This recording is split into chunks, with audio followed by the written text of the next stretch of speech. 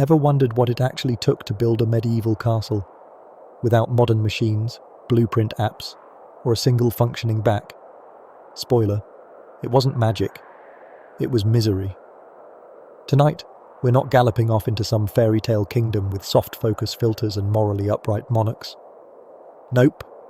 We're crawling elbow deep into the glorious, back-breaking misery of how medieval kings actually built castles from scratch, stone by stone, curse by curse, one angry peasant riot at a time.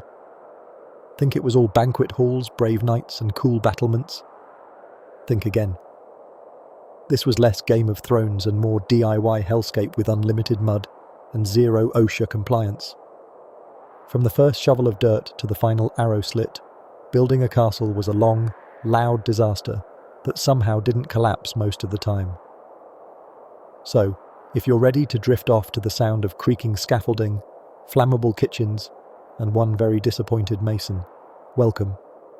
Pull up your scratchy wool blanket, turn on that medieval white noise, aka rain leaking through your thatch roof, and let's get dangerously historical.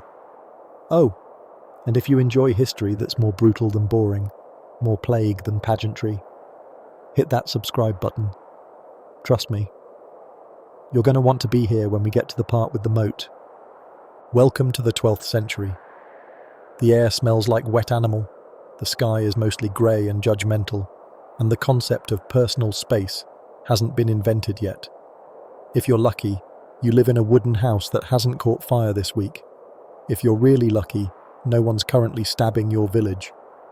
And if you're unbelievably lucky, you're a king. But don't get excited. That mostly just means you have more fleas than friends and an army of debt you call nobles. You're not a chosen one. You're not divinely appointed. You're basically a warlord with a fancy hat and access to other people's labor. Your power? Built on blood, bribes, and the general fear of sharp objects. Let's strip the fantasy off this era, like peeling mouldy wallpaper. There's no epic soundtrack, no clean linen fluttering in the breeze, no slow-motion horse rides through flower-covered meadows. The Middle Ages were mostly cold toes, awkward smells, and screaming, a lot of screaming. And nothing says screaming like trying to build a 10,000-ton fortress in the middle of a rainstorm using math you don't understand. Because that's what this chapter, and this whole gloriously grim story, is about. Castles, giant, stony, drafty monuments to paranoia. See, we like to think castles were majestic symbols of power, but here's the truth. They were fear bunkers. You don't build a 30-foot wall around your house because you feel safe. You build it because everyone within 100 miles hates your guts, and at least 3 of them have catapults. That's what the 12th century really was. Constant low-grade panic, the world's longest anxiety attack with horses. Kings weren't reclining on velvet pillows. They were anxiously scanning the horizon, wondering if some cousin's army was going to pop over for a surprise siege. And the idea of a kingdom wasn't as neat as modern maps suggest. Borders weren't lines, they were vibes. Maybe you owned that valley, maybe you didn't. Depends on whether the guy who currently lives there feels like arguing. There's no GPS, there's no legal system with teeth. There's just you, a sword, a lot of mud, and the nagging sense that everyone wants your stuff. So what do? You build big. You build bold.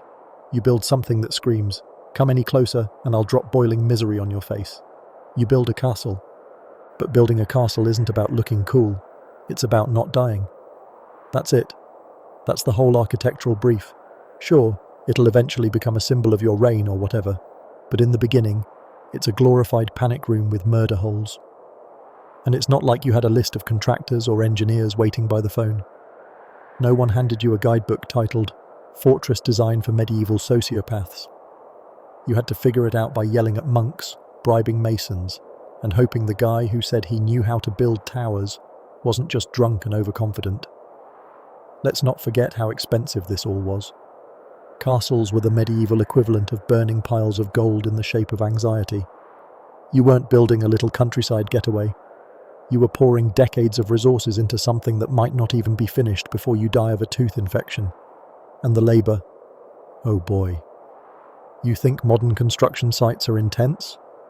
Try organising a workforce made entirely of starving peasants, reluctant conscripts, and volunteers who didn't realise that word meant indentured for life. These people aren't unionised. They don't get dental. They get blisters, disease, and possibly eternal salvation if they fall off a scaffolding and die near a church. And by the way, this wasn't a one-size-fits-all project. You didn't copy-paste the castle from down the road. Each one had to be adapted to local terrain, weather, resources, and how many relatives you currently didn't trust. Hills were preferred, rivers were bonuses, and swamps, well, swamps were great if you liked drowning attackers and the occasional builder. But let's zoom out for a second. Why castles? And why now? The short answer is, everybody's fighting everybody. This is the post-Norman conquest, post-Crusade, pre-human rights era, where authority comes from whoever shouts loudest and survives longest. Castles became the default answer to a simple question. How do I not get murdered this week? Whether you were a king, a baron, or just a wealthy psychopath with delusions of grandeur, building a fortress meant you had the money, power, and paranoia to try and make your reign last more than a single winter. And this wasn't just for defense. Castles were how you flexed. No social media, no Instagram stories. If you wanted to prove you were powerful, you built a mountain made of fear and invited people to feast in it. The bigger your walls, the more impressive your crown. It's basically medieval overcompensation with stone and suffering. But don't get it twisted. These kings weren't master planners with flowcharts and Gantt diagrams. Half of them couldn't read. Most of them couldn't write. They just pointed at a hill and said, "There, I want my giant monument to ego and trauma there." And then someone, usually a monk with an ulcer, had to figure out how to make that happen without killing half the workforce or accidentally creating a glorified goat pen. And once construction started, buckle up. This wasn't a quick project. You're not slapping together a shed. You're committing to decades of building, hundreds of labourers, and enough stone to build a small continent. You're also praying that war doesn't break out in the middle of it, and that your chosen location doesn't turn into a bog every spring. Oh, and don't forget maintenance. Just because your castle stands doesn't mean it stays standing. Roofs leak. Fires happen. Entire walls can crumble if Jeff the Mason got lazy one afternoon in 1143. You don't just build a castle. You inherit a full-time problem made of stone, smoke, and drafty corridors. So here we are, in the freezing, mud-soaked, paranoia-laced heart of the 12th century. You're a king now. Congratulations. That means you've got a dubious claim to a throne, a questionable haircut, and exactly one goal. Build something so massive, so intimidating, so uninviting, that everyone else decides not to kill you for at least a little while. And that's where our story begins. With ambition, fear, and about 10,000 rocks stacked on top of each other. Because in the Middle Ages, you didn't earn respect. You built it. And then you filled it with archers. Ready to lay the first stone? Good. Hope you brought peasants. So, you want to be a king. You've got a crown, a throne made of something uncomfortable, and a flag that looks suspiciously like a chicken wearing a helmet. Congratulations. You're now the most paranoid man in your postcode. Because in the 12th century, being king isn't about ruling. It's about not dying violently in your sleep. You think the job comes with honor, luxury, and respect? Wrong. It comes with ulcers, unpaid mercenaries, and the knowledge that every person within a 100-mile radius would love to, accidentally, drop a sword into your back. And not even out of hatred, just out of opportunity. Let's talk about fear, because that's your primary leadership strategy. Not diplomacy, not vision, just sheer, chest-clutching, bladder-quivering fear. And if you're smart, you pass that fear down to your knights, your servants, your dog. Everyone should be at least a little bit afraid of something at all times. That's how you survive. Why so scared? One word: Vikings. Even if they haven't shown up in 100 years, the trauma lingers like a bad smell in a wet tunic. Viking PTSD is real.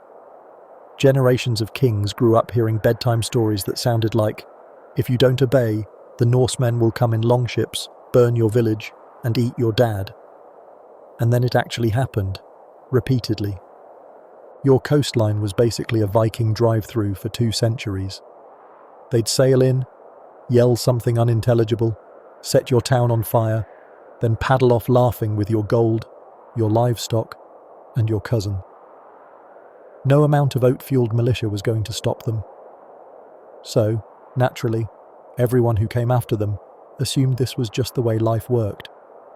Which is why kings started building fortifications, not out of pride, but paranoia with a masonry budget. But even if the Norse weren't kicking down your door this year, someone else probably was.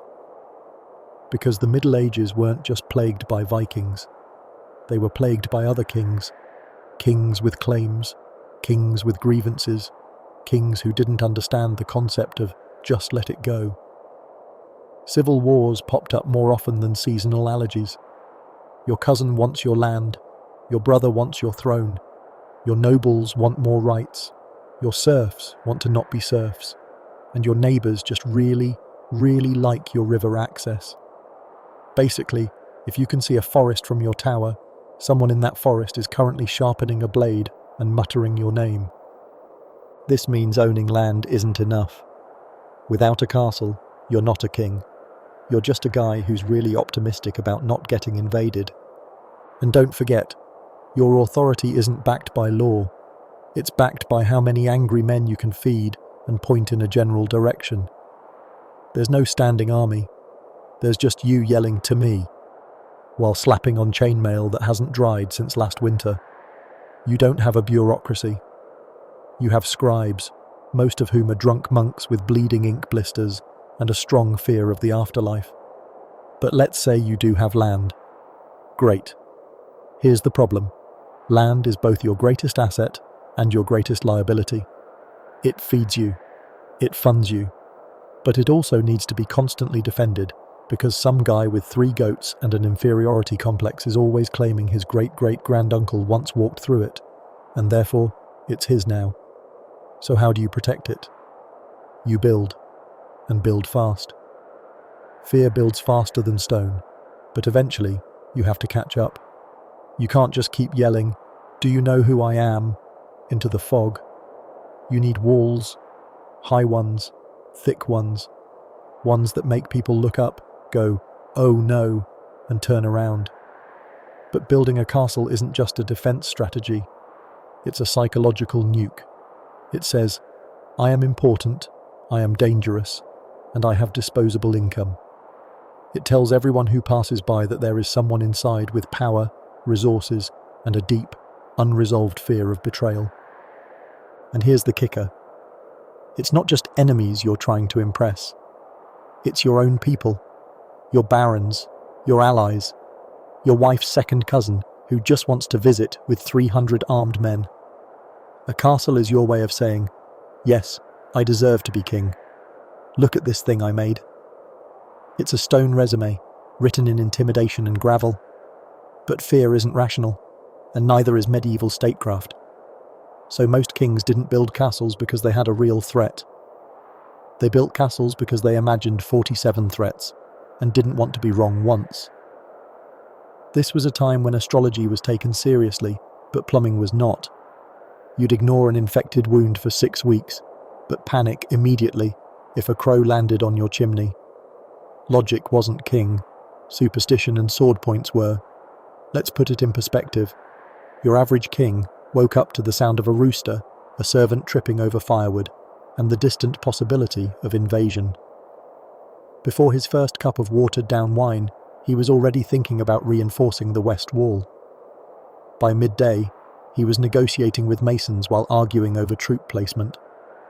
By nightfall, he was quietly weeping into his goblet because someone mentioned that one of his vassals bought a new horse, which, obviously, means rebellion. And while this king is sobbing quietly behind his tapestry, his rivals are doing the exact same thing. Because everyone is scared, No one is safe, and loyalty is about as solid as wet parchment. So what does a smart king do? He builds higher, deeper, meaner. He digs moats. He builds towers within towers. He creates entire mini-cities within walls so thick they double as natural refrigerators.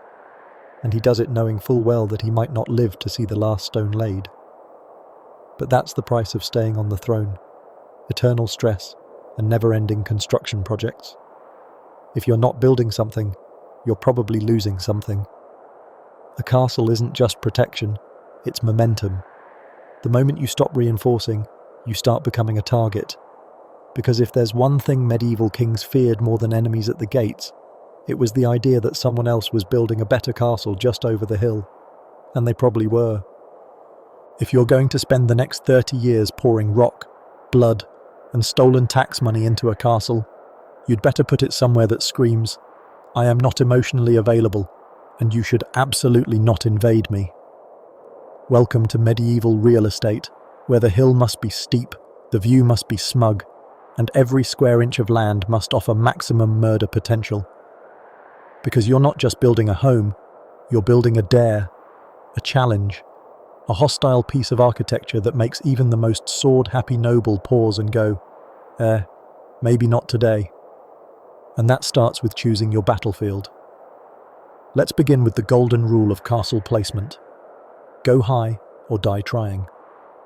Elevation equals domination. Hills, cliffs, craggy ridges. If you can build on it without sliding off, it's probably perfect. From up there, you can see everything. Enemy movements, incoming trade, and that one suspicious peasant who's been eyeing your grain stores a little too long. Height gives you the power to rain down arrows, boulders, hot tar, and whatever else you have lying around. It also gives you the gift of smugness. No one builds a castle on a mountain and stays humble. You're literally above everyone. Your furniture is uneven, but your ego is level 10. But be careful. Not all hills are created equal. Build too high, and suddenly all your supply lines are uphill both ways. Your oxen are having respiratory events, and your masons are developing spiritual doubts. Build too low, and your castle becomes a pond every time it rains. The sweet spot? High enough to dominate, low enough that your carts don't die of exhaustion getting there. Next up, water. You want rivers. Rivers are good. They bring trade, fish, and sometimes drown careless invaders, which is always a win. But more importantly, rivers mean water access during a siege. If you don't have a clean water source inside your walls, congratulations. Your castle is a slow death simulator. Thirst kills faster than swords, and spoiled water turns your fortress into a diarrhea-themed funeral home. Bonus points if you can put the river between you and your enemies. Even a shallow stream slows down cavalry and turns fast attacks into soggy failures.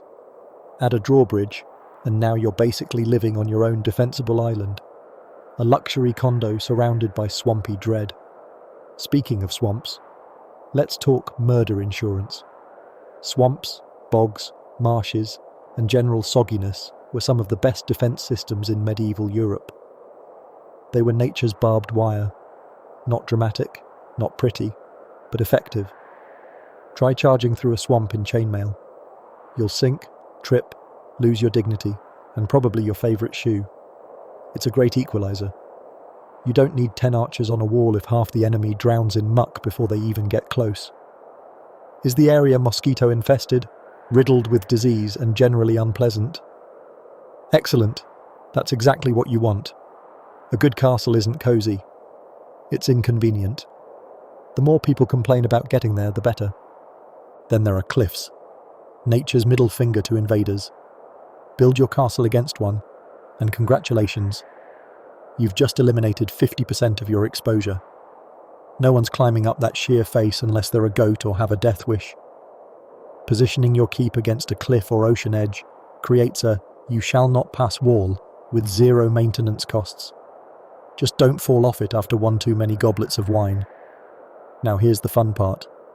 Your peasants don't get a say in any of this. They live where you tell them. If that means resettling an entire village to clear space for your fortress of doom, so be it. If it means building in a windy nightmare zone because it has better sightlines, well, guess who's learning to love windburn? Peasants don't get urban planning meetings, they get orders and mud. In fact, entire towns were sometimes relocated to better serve the castle's security. Want your livestock market closer to the walls? Move it. Want the road to curve so enemies have to zigzag under your archers? Done. Want your subjects to live directly beneath your murder holes? Why not? It's your castle, your rules, their problem. But even kings had to make trade-offs. The perfect location was a unicorn, rarely seen, always mythical. If you had to choose between elevation and water, you picked water. If you had to choose between accessibility and defense, you picked defense. Comfort was negotiable. Security wasn't. And we haven't even talked about visibility. Visibility was critical. Not just so you could see incoming enemies, but so they could see you. Yes, building a castle was about defense, but also about reputation. You wanted your castle to loom, to haunt the horizon, to whisper, "Don't mess with this guy," in the wind. Castles were threat architecture, giant stone press releases that screamed, "This land is mine, try and take it, and I'll catapult your limbs into the next village." You want it to be visible from roads, rivers, and especially from rival territory. Think of it like medieval influencer marketing, but with more arrows. That visibility came with risk, of course. Being seen meant being a target. But that was the point. Castles weren't meant to be subtle. Subtlety doesn't stop an army. Stone does. And while we're here, let's address a lie. Castles weren't always built where battles had already happened. That's a myth. Most were built in strategic positions before the trouble came. You didn't wait to be attacked. You assumed attack was inevitable and got ahead of it.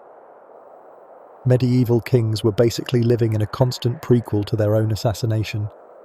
So you plan, you scout, you walk your land and look for the place where a man can build a legacy, or at least die slightly slower.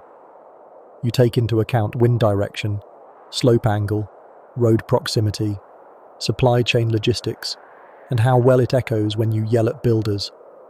And when you find that perfect spot, that high, grim, well-watered piece of future misery, you do what every king must do.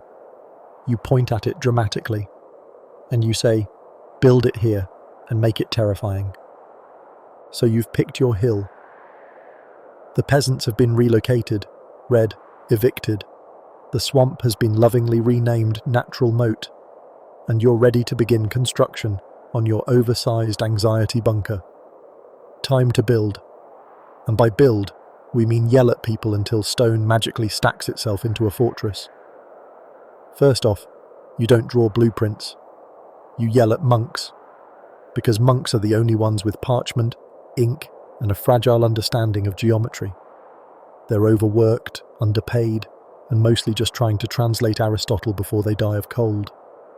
But now they're sketching what you just described as big tower, big wall, make it look strong.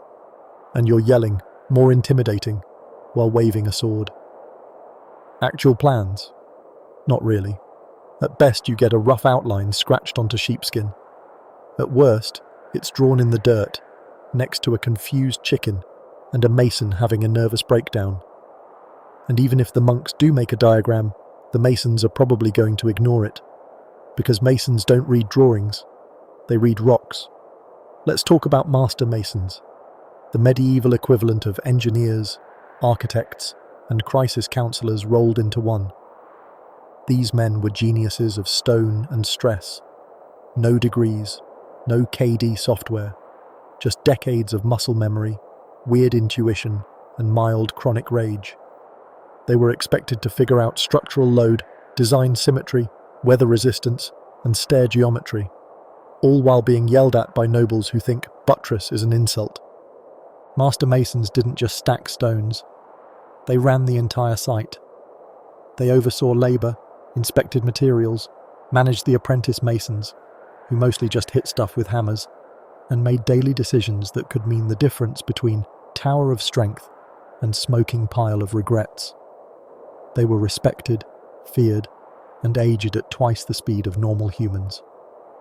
They were also incredibly anxious, because if a wall collapsed or a tower leaned too hard, it wasn't just a whoops. It was a trial, a fine, possibly jail. In some places, execution. Build the king a keep that sags, say goodbye to your head. So yeah, they didn't sleep well. Now, you might assume the first step in building a castle is to start laying stone. Nope, that would be efficient. The actual first step is hauling in hundreds of tons of material, without trucks, cranes, or any sense of workplace safety. You need wood, you need lime, you need sand, iron, mortar, and of course, stone. All of it heavy, all of it far away. Where do you get it? From whatever you can exploit within a 10-mile radius. If you're lucky, there's a quarry nearby. If you're really lucky, it's not guarded by wolves or owned by someone who wants to kill you. If not, you're dragging rock from miles away, using carts that break down weekly and oxen that resent you. Stone was life. And not just any stone. Good stone. Hard, weatherproof, and capable of being carved into submission. Limestone was popular because it was soft enough to cut, but strong enough to stack. Granite was ideal, but impossible to work with unless your entire construction crew was made of demigods. Some castles used flint, rubble, or whatever looked vaguely rock-like if you squinted. If you built with bad stone, your walls aged like dairy. And that's just the start. You also need wood, in horrifying amounts. Scaffolding, hoardings, doors, bridges, beams, frames, and more. Your forest? Gone. Congratulations. You've deforested an entire region just to build a single floor. Hope no one needed firewood this winter. Mortar was another essential. The glue of your nightmare. You made it by burning limestone to get lime, mixing it with sand and water, and then shoveling the whole mess into buckets. This process sounds simple until you realize it involves fire, smoke, enormous vats, and men who haven't bathed since last year. Also, if the proportions were wrong, your entire wall would crumble faster than a treaty during succession. Once materials were on site, it was time for digging. Lots of it. You needed to level land, dig out foundations, create drainage channels, and carve ditches. No machines, just spades, picks, and peasant backs. This is where the mud comes in. So much mud. It sticks to your boots, clogs your tools, and ruins morale. There's no dry season, just slightly less wet misery. Then came scaffolding, not the sleek metal rigs of today, but creaky wood death traps that creaked in the wind and collapsed under the weight of bad decisions.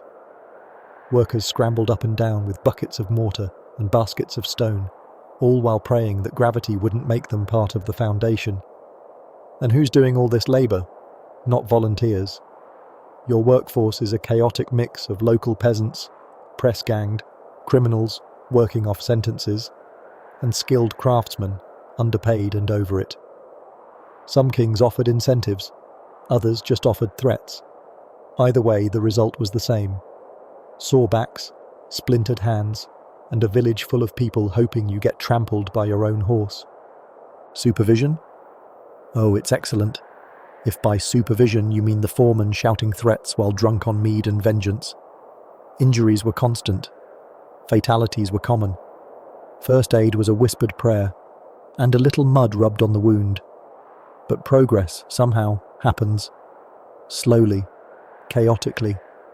You dig the foundation trench, you lay the first course of stones, you build walls upward, tower by tower, section by section. Every foot of height takes days. Every mistake takes months to fix. Rain delays everything. Wind topples things. Masons mutter Latin curses. And above it all, the king watches from his tent or temporary hall, frowning deeply because the wall doesn't look imposing enough. Never mind that half the crew has trench foot, and the stone supply just ran out again. He wants the turrets taller. There's no fixed timeline, no official end date. A small castle might take 5 to 10 years. A major fortress, 20, 30, even 40 years. That means your original workers may never see it finished. Your master mason will likely die mid-project. And if the king dies? New king, new vision. Tear that bit down, start over. Again, and through it all, the rain, the hunger, the terrible masonry jokes, the castle rises, slowly, reluctantly, imposingly, one stone at a time. Because in the Middle Ages, you didn't just build a castle, you survived one. Let's talk about the moat, because nothing says, I love architecture and also passive-aggressively hate everyone, like a 20-foot trench full of swamp water surrounding your home. Contrary to popular belief, the moat wasn't just there to look cool or give ducks somewhere scenic to die. No, the moat was a statement. A muddy, mosquito-ridden, soul-destroying statement that said, come closer and perish in mud soup. To the untrained eye, it might look like a ditch with a wet personality. But in reality, the medieval moat was not just a muddy trench. It was a death obstacle. A multi-purpose nightmare engineered for maximum inconvenience, discomfort, and slow, shivering failure. Let's break it down. You've already got a castle that's taller than your ambition and heavier than your conscience. But you want more. You want to separate yourself from the peasants, the plagues, and the incoming arrows. You want distance. So naturally, you dig a giant hole around your fortress and fill it with despair. And digging this moat? Absolute misery. There are no machines. Just men with shovels and poor life choices, carving out a massive ditch one miserable spade at a time. Rain turns the soil into slop. Summer turns the trench into a mosquito rave. Winter? A frozen ditch of broken dreams. Every foot they dig feels like an existential question. Is this trench worth it? Will it ever end? Is there a God? If so, why do my knees sound like dry twigs snapping? You, the king, stand at the edge, arms folded, shouting things like deeper and more men, while someone coughs blood in the background, and a monk prays for this whole project to be someone else's sin. Once it's finally dug, after months of labour, at least 2 worksite brawls, and probably a minor landslide, the trench is ready for the good part. Water. And by good, we mean horrifically unhygienic. Because here's the secret of moat water. It's not pure, it's not pristine, it's not flowing. It is, in fact, a medieval soup of despair. A stagnant, thick, brown-green broth of mud, urine, animal remains, bugs, and whatever your garrison accidentally dumped in last week. The smell alone could function as biological warfare. This is not a pleasant decorative feature. This is an aggressive liquid wall of disease, and that's the point. Anyone foolish enough to try swimming across your moat isn't just getting wet. They're contracting tetanus, several unknown rashes, and a lifetime of psychological trauma. But couldn't they just build a bridge? You ask, naively.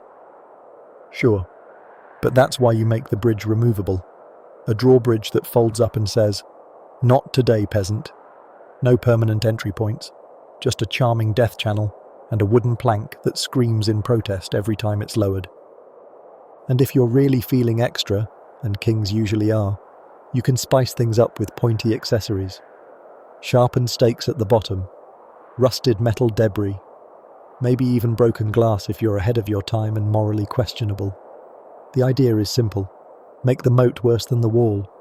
Make it the place where invaders go to cry. And for bonus horror, add fish. Carnivorous ones, if you can find them. If not, regular fish will do. Just make sure they're swimming in water so opaque no one knows what's alive in there. Psychological warfare works best when it's wet, slimy, and possibly biting you. But here's the twist. The moat wasn't just for enemies. It was also decorative. That's right. Your moat? It's part of the vibe. It tells visitors and rival lords, I am wealthy, stylish, and completely unapproachable. It's your castle's eyeliner. Dark, bold, and slightly unhinged. Now imagine explaining that to your workers. You've just made them dig a massive trench in freezing mud, and now you tell them it's both functional and aesthetic. It's like forcing someone to build a swimming pool, then filling it with sewage and calling it a feature wall. And no, the workers don't get to complain. Their job is to keep digging, keep pouring water, and keep pretending they don't hear the garrison using the moat as a bathroom.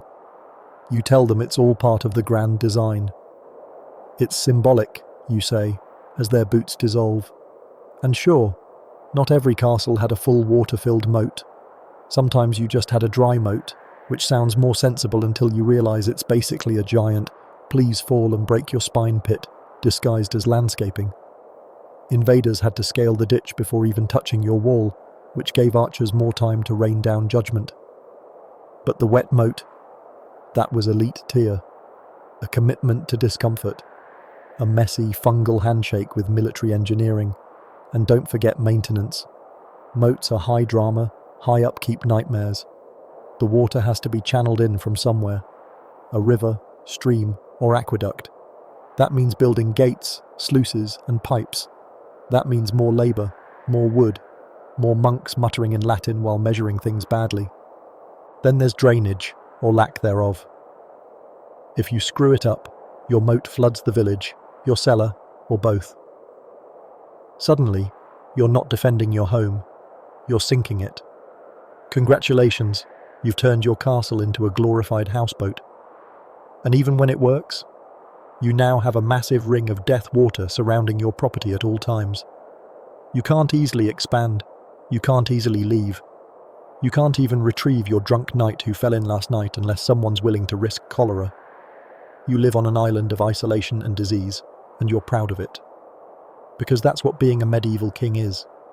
Choosing the most inconvenient option if it makes your enemies sad.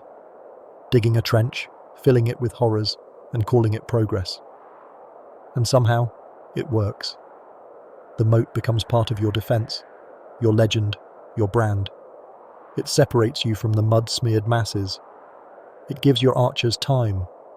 It gives your enemies fear. It gives your servants something to talk about while they fish rats out of it.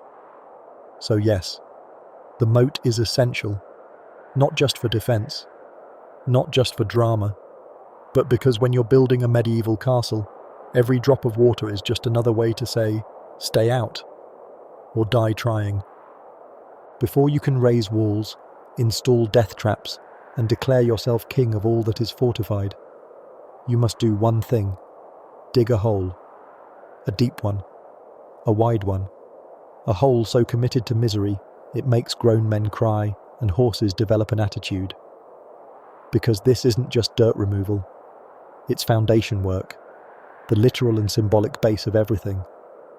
Including your kingdom, your ego, and your future insomnia. Foundations aren't sexy. They're not dramatic.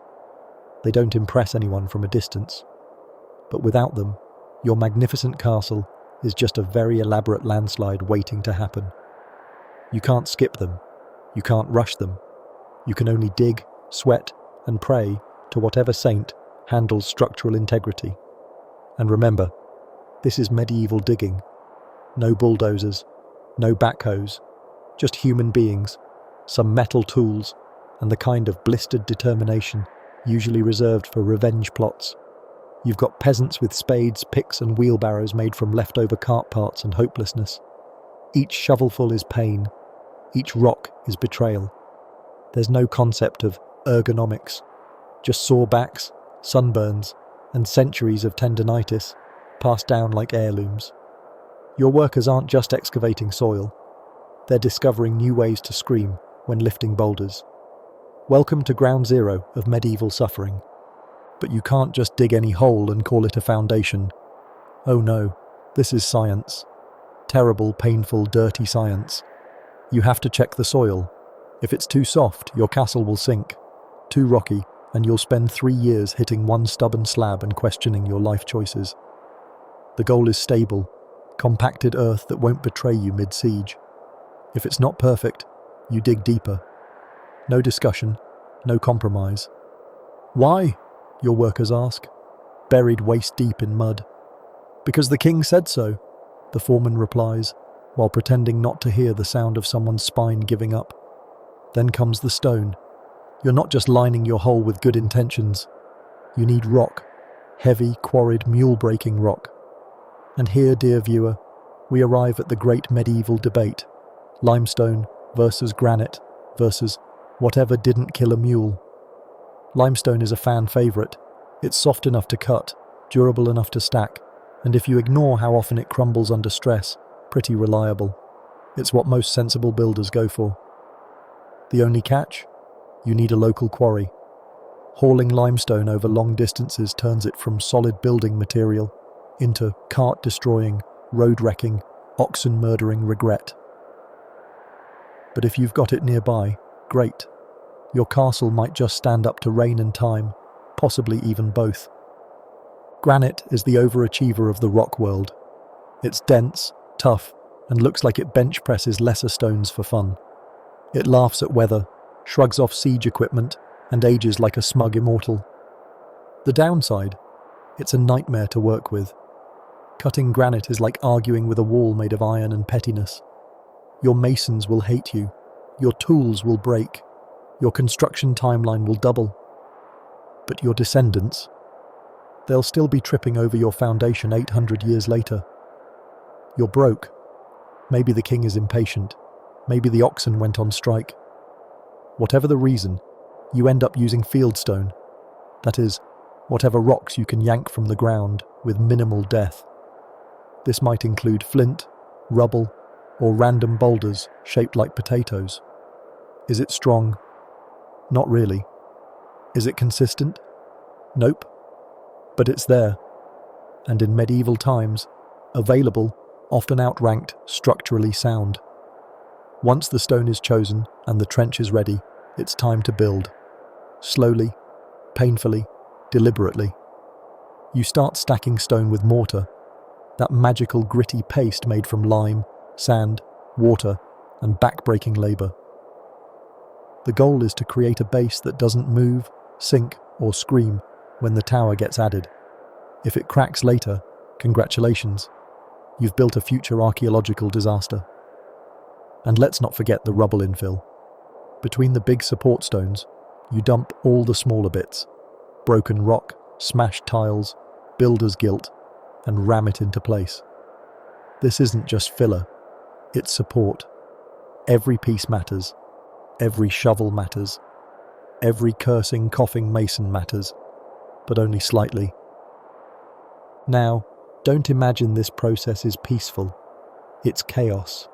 There's shouting, slipping, swearing, and the occasional cart tumbling into the trench.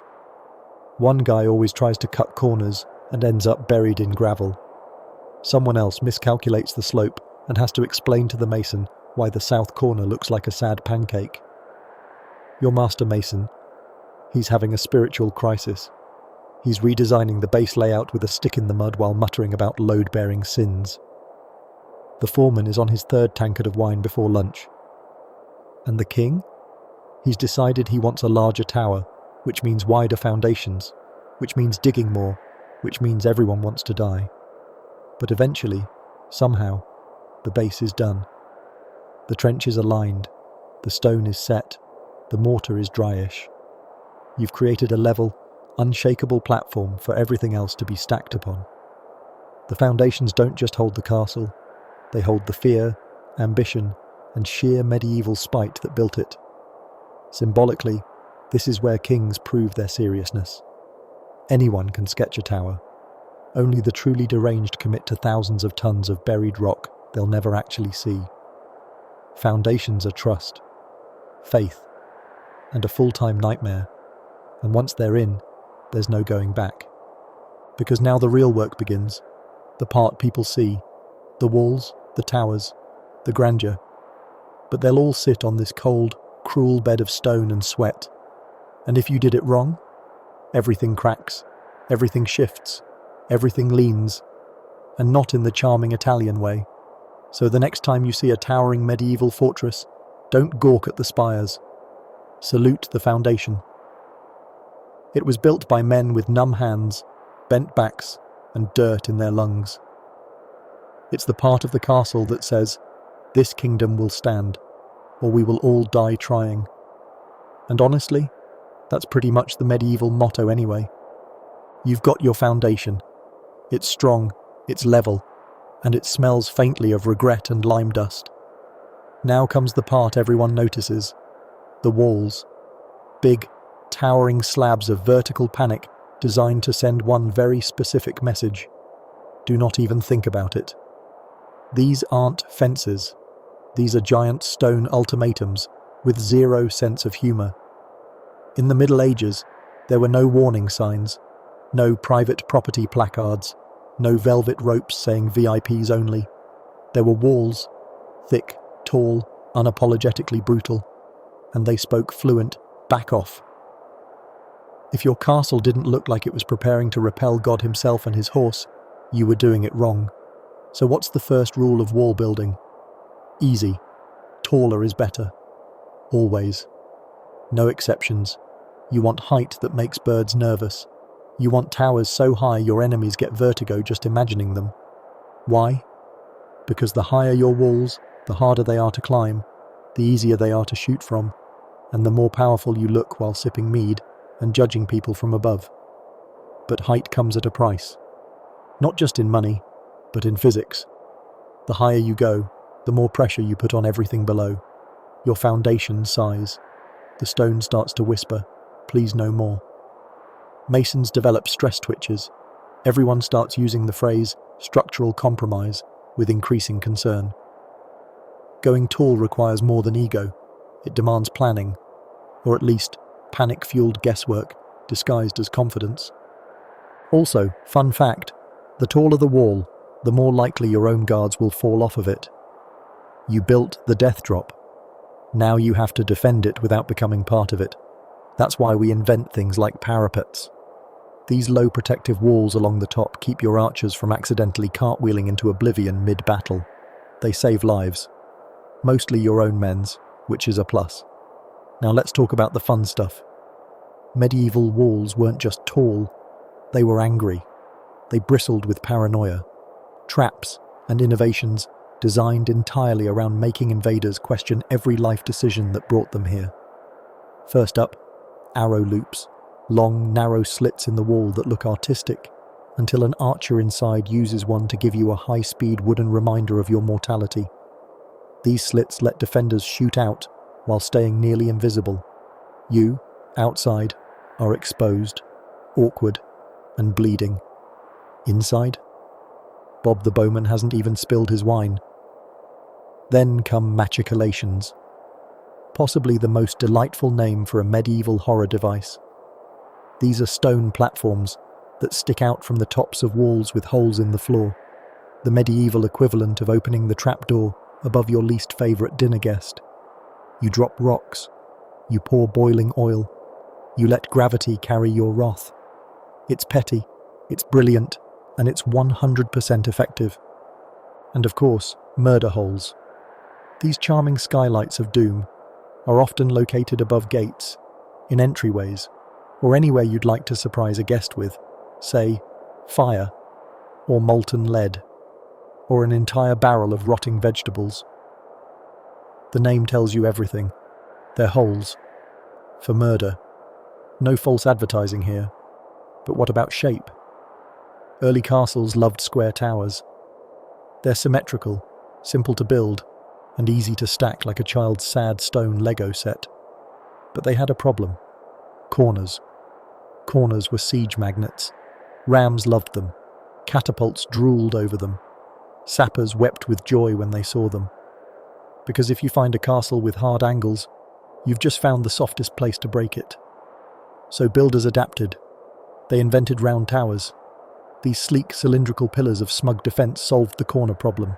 No angles to chip away, no blind spots. Arrows had smoother arcs. Debris rolled off. And they looked terrifying. A good round tower said, "I've read the art of war, and I'm not here to play." They were harder to build, of course. More math, more stone cutting, more masons yelling about curvature stress, but they were worth it.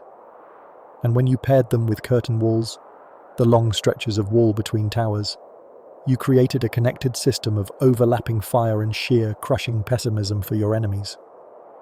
Now let's get thick. Castle walls weren't polite little barriers. They were multi-ton, multi-foot, medieval middle fingers.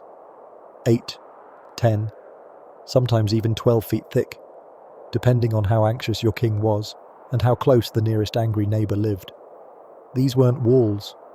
They were horizontal bunkers that just happened to stand up. Some castles even had double walls, one wall outside, another inside, and a core of crushed stone, rubble, and old dreams sandwiched between. If a trebuchet hit, the outer wall crumbled, but the filler absorbed the blow. The inner wall held, like a croissant made of pessimism and limestone. Building these walls was agony. Every single stone had to be cut, lifted, placed, adjusted, and prayed over. Masons used plumb lines, spirit levels, and sheer stubbornness.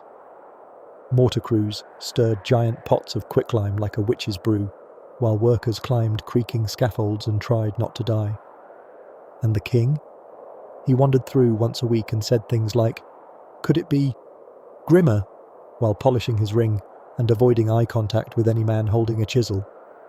But when the walls were done, they didn't just protect, they performed. They declared dominance. They changed the battlefield. They told your enemies, this isn't just a home, this is a statement, a fortress of rage and geometry. And make no mistake, even the thickest, roundest, most death-filled walls could still be breached. Siege engines got bigger, tactics improved, treachery happened. But these walls still did their job. They bought you time. Time to rally, time to negotiate, time to escape out the secret tunnel behind the latrine and blame the loss on your cousin Gerald. So next time you see a medieval castle, don't just look at the towers or the flags. Look at the walls and know that every inch was carved, laid, and bled over by someone who wanted to make absolutely sure that no one, friend, foe, or furious tax collector, would ever feel welcome. Because in the end, walls weren't just about keeping people out. They were about making sure no one even wanted to try. Before stone, before towers, before anyone figured out how to quarry limestone without weeping, there was the Motte and Bailey. A structure so janky, so flammable, and so full of emotional damage that it feels less like architecture and more like a cry for help built out of sticks. This was Castle Zero, your first build, the medieval equivalent of, we just moved in and everything's from the discount bin. It was never meant to last. It was never supposed to impress. It just had to exist, fast, defensible, and ideally still standing by Tuesday. Because when you're a warlord in a new territory, the first priority isn't comfort, it's not dying. You don't have time to sketch stone battlements and negotiate granite prices. You need walls now. You need height yesterday. You need a wooden panic tower on top of a hill you just invented. And that's what the Motte is. A big old dirt lump. Artificial hill. Giant, human-made mound of exhaustion, built with nothing but shovels, baskets, and desperation. It could take weeks, or days if you don't care about the peasants' spines. Spoiler, you never do. Peasants dig while nobles point. Dirt is hauled up by the ton, layered, tamped down, and shaped until it becomes a sad excuse for a mountain. You pile it high and slap a wooden tower on top. Congratulations, you've just constructed the Motte. It's like a throne made of earth and broken dreams. Now onto the Bailey. This is your courtyard, your yard, your everything else. It's the flat area beside the Motte, enclosed with a wooden fence called a palisade, and filled with essentials: blacksmiths, kitchens, angry chickens, tents, soldiers, and the occasional overconfident goat. It's the part of the fort where daily life happens, if by daily life you mean mild chaos under constant threat of attack. The whole thing is surrounded by a ditch, sometimes filled with water, but more often filled with mud, broken tools, and the ghost of structural integrity. It's a defensive strategy called, let's just hope they're too tired to charge uphill. So what do you get for all your effort? Something temporary and highly flammable, because every single part of a Motte and Bailey castle is made from wood. Not stone, not brick, just logs. Logs that dry out, logs that splinter, logs that burn like regret on a windy night. If you're lucky, the fence catches fire before the tower. If you're not, it's all gone before you can say, next of kin. Seriously, these places burned constantly. Lightning, torches, enemy attacks, accidents, cooking fires, angry peasants with flint and a dream. One moment you're a feudal lord. The next, you're standing in a smouldering crater, wondering if insurance was a thing yet. It wasn't. So why build it? Because it was fast. You could throw one up in a week if you didn't care about sleep, worker mortality, or OSHA regulations, which again didn't exist. It was cheap. No need for stone, masons, or actual architects. Just wood, dirt, rope, and a complete lack of foresight. And it was effective. At first. See, in the early medieval period, especially right after the Norman conquest, the name of the game was rapid dominance. The Normans show up in England, and what's the first thing they do? Start building Motte and Baileys like their medieval Starbucks. One on every corner. Quick to erect, quick to defend, quick to burn, repeat. They weren't pretty.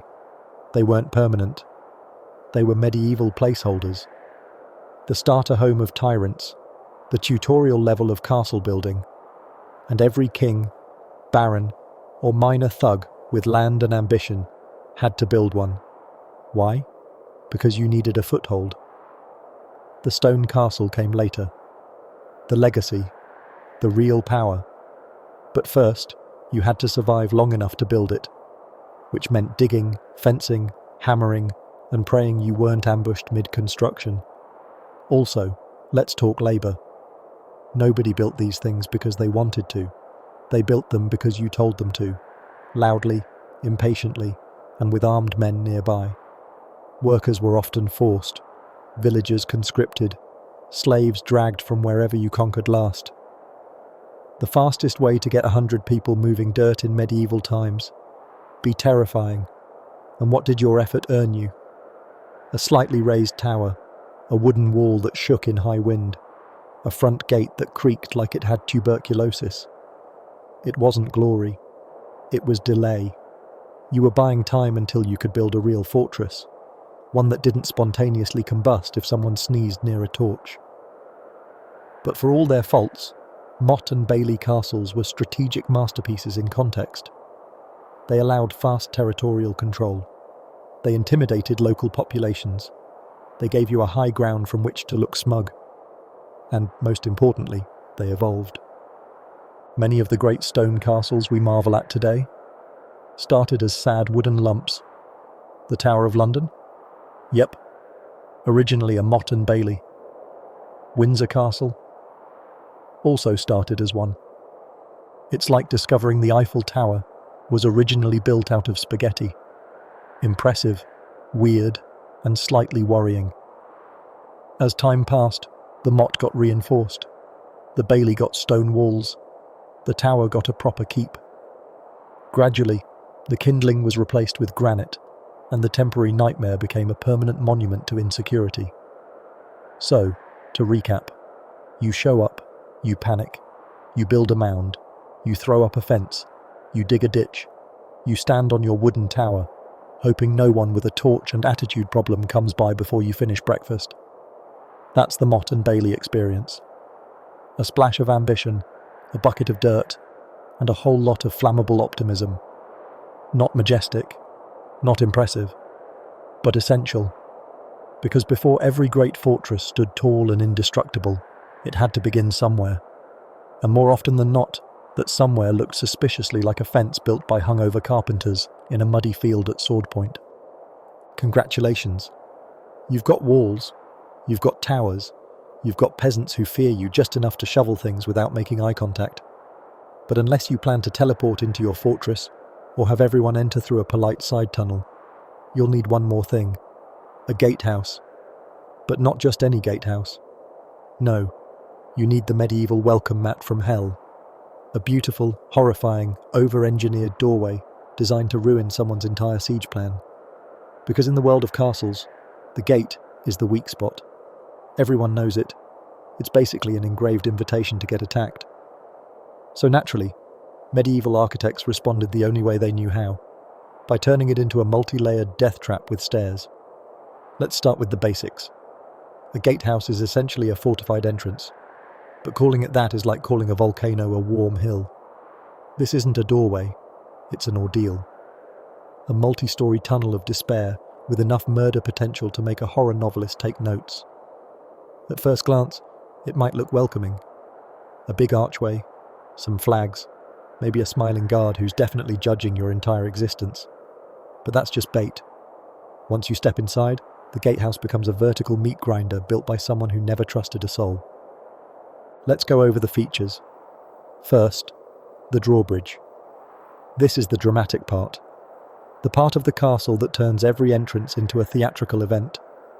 The bridge that either welcomes you across the moat with begrudging civility, or dumps you into it like a sack of wet disappointment.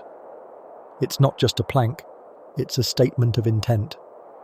Hinged at the base of the gatehouse and rigged with heavy chains or ropes, the drawbridge is controlled from deep inside the walls by a small army of winch pullers who are underpaid, overworked, and deeply suspicious of everything. When it lowers, it creaks like it's narrating its own tragic backstory. Every rotation of the crank sounds like regret. The counterweights groan, the pulleys screech. The guards above stare down with the enthusiasm of someone watching soup boil.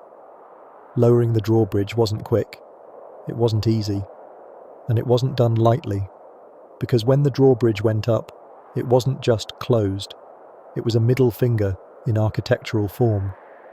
A lifted jaw that said, "We see you, we don't trust you, and we are definitely not in the mood." Raising it meant isolation, safety, a chance to nap while you debated how best to defend the rest of the wall.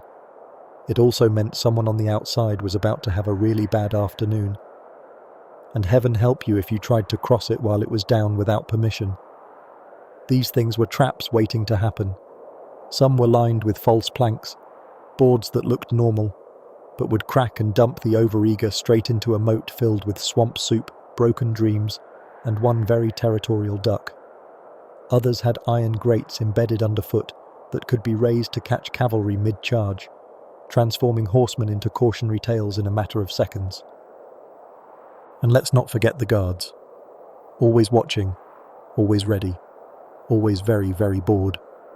Which meant they were looking for an excuse, any excuse, to jab someone with a spear or yell "halt," like they were auditioning for a community theatre production of War Crimes, the musical. Some even carried hooks.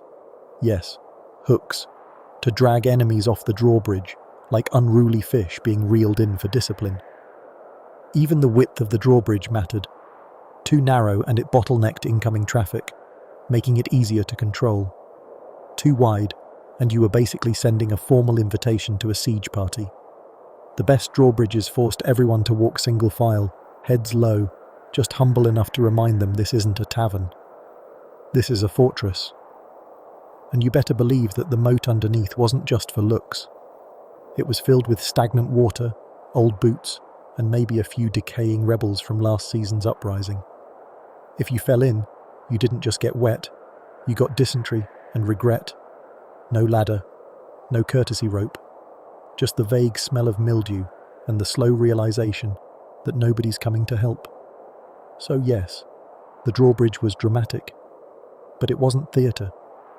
It was a calculated mechanism of tension, suspicion, and delayed entry. It turned every arrival into an interrogation. It bought the guards time to think. It bought the Lord time to stall. And it bought the attackers time to rethink their life choices. In short, it wasn't a bridge. It was a dare. Now, Let's talk about the portcullis. Ah yes, the classic vertical iron grille that slams down with the force of a god's hammer. You've seen them in every movie, the big spiky gate that drops from above, usually just as someone's hat rolls through. But here's the fun part. There were often two of them. Or three. Because if one meat wall wasn't enough, medieval engineers figured, why not stack them like angry pancakes? The portcullis ran in grooves cut into the stone walls. Inside the gatehouse, operators would crank a winch or release a counterweight to let it drop. And when it dropped, it dropped. This wasn't a gentle descent. It was a sharpened port metal guillotine designed to say no with authority. And once you were in the gate passage, that long narrow tunnel through the gatehouse that seemed safe, yeah, that's when the screaming started. Because now you're in the killing zone. Stone walls on both sides. Nowhere to run. And above you? Murder holes. Literal holes in the ceiling where defenders could drop anything from arrows to boulders to boiling oil. Or if supplies were low, just really aggressive buckets of trash. Didn't matter. You were trapped in a stone hallway with gravity working against you. If the portcullis dropped behind you, and the one in front was still closed, congratulations. You're now a chew toy for angry castle guards. It's basically a medieval sandwich, and you're the filling. And let's not forget arrow slits built into the sides. While you're busy panicking about the ceiling, arrows are zipping through narrow slits in the walls at groin height, because medieval warfare had no chill. Some gatehouses even had machicolations. Yes, those delightful floor holes we discussed earlier, built right into their outer platforms, just in case anyone needed an extra reason not to linger outside. They could pour down molten pitch, rocks, boiling sand, or whatever was cheap and painful that week. It was like a medieval bucket list, but each item caused third-degree burns. And above it all sat the guard rooms, small, cramped rooms where tired, suspicious men waited for any excuse to ring a bell, sound a horn, or just lean out the window and yell, "Get off my moat!" These guards weren't just security. They were the doormen of doom. They watched every approach, inspected every cart, and absolutely judged your shoes. If they didn't like you, they didn't open the gate. And if you tried to force it, well, let's just say the moat gets another decoration. Oh, and one last thing. False gates. That's right. Some castles added fake gates to confuse or trap attackers, because nothing says you're unwelcome quite like luring someone into a fake entrance and then sealing it shut with rocks, arrows, and sarcasm. So why go through all this trouble? Why build the front of your home like it's auditioning for Saw Crusader Edition? Because in the Middle Ages, the front gate was everything. Your security, your power, your first impression. If someone tried to take your castle, they had to come through the front. And if they made it through, that meant you either surrendered or started boiling oil. A good gatehouse didn't just protect you, it performed. It told invaders exactly what kind of castle they were messing with. Not a pushover, not a soft target, a fortress with layers, traps, rage, and probably fleas. So the next time you watch a knight gallop up to a castle gate and knock politely, remember, that gate isn't there to open. It's there to delay you long enough to die. Welcome to Hell's front porch. Hope you brought armor. So you've built your walls, installed the gatehouse, and made your drawbridge just hostile enough to make guests think twice. You're officially safe. Sort of. Now it's time to talk about what happens once you're inside. Welcome to the castle courtyard, the part of the fortress where everything happens and nothing is glamorous. It's muddy. It's loud. It smells like wet fur, goat breath, burning fat, and failure. This isn't the majestic throne-filled fantasy you've seen in movies. It's more like a chaotic barnyard stapled to a chimney. Every square inch is full of activity and accidental danger. Horses neigh, dogs bark, servants shout, blacksmiths hammer. Chickens scream for no apparent reason. There's smoke curling out of every window, manure in every corner, and the general ambience of a stressed-out beehive with hygiene issues. The ground is packed dirt, sometimes gravel, sometimes just whatever's left after 20 pigs and 3 stable boys stomped through during a thunderstorm. It's rarely dry, it's never clean, and it's always a place where someone is either running, arguing, or about to drop something important into something flammable. Let's start with the kitchens, because every castle needs food, and every castle kitchen is basically a medieval fire hazard with knives. Located somewhere in the outer buildings, often just off the Great Hall or tucked into a corner where no one important has to see the chaos, the kitchen is a sweaty, frantic place where people try to cook for 200 guests, using open flames and recipes like boil meat until the mood improves. There are no stoves, no fans, no breaks, just hearth fires, iron cauldrons, and half-blind scullery boys trying not to pass out from heat stroke. The head cook is part artist, part executioner, and 100% mad with power. She yells constantly. She never smiles. She can debone a pheasant with a glare. The air is thick with smoke and panic. Soot coats the walls. Rats skitter under shelves. Knives clatter. Pans hiss. Something is always burning, and nobody's quite sure if it's dinner or the apprentice's foot again. And don't even think about sanitation. There's no concept of clean by modern standards, only slightly less disgusting than usual. Hygiene is more of a rumour than a practice. Raw meat, old grease, and questionable herbs all live together in unholy harmony, like a dinner party hosted by food poisoning itself. The floors of the kitchen are slick with fat, soot, and a mysterious film that might be butter or might be 13th century regret. Utensils are rarely washed. They're wiped. With cloth. That cloth? It's been used since last autumn and smells like wet ham and mildew. No one dares question it. That's just the kitchen rag now. Water comes from the same source as everyone's bath, drinking jug, and emergency moat refill, which means it's got everything in it. Dirt, bugs, bird poop, occasionally a frog. It's not filtered, it's not treated, and the only way to make it safe is to boil it for several hours and then pray really hard. But do they boil it for dishes? No, they just rinse the goblets in it and call it divine intervention. Dishes are scrubbed in giant basins, using water that gets changed once a week if the head cook is feeling fancy. Most of the time, they're just dipped, swirled, and stacked. Not dry, not sanitized, just damp and deeply cursed. If you eat something crunchy that wasn't supposed to be, it's probably a leftover from someone else's trout stew 3 nights ago. Servants prepping food often do it while sneezing, coughing, or openly bleeding from a kitchen accident. Bandages are rare, gloves are fictional, and hand washing? That's for people who care about their insides. The result? Every meal you eat is a lottery ticket. Will it be filling? Sure. Will it be memorable? Probably. Will it leave you hugging a bucket for 48 hours, whispering prayers to saints you just invented? Strong chance. Sanitation in a castle kitchen isn't just inadequate. It's medieval performance art, and the final act is usually someone vomiting into a hearth.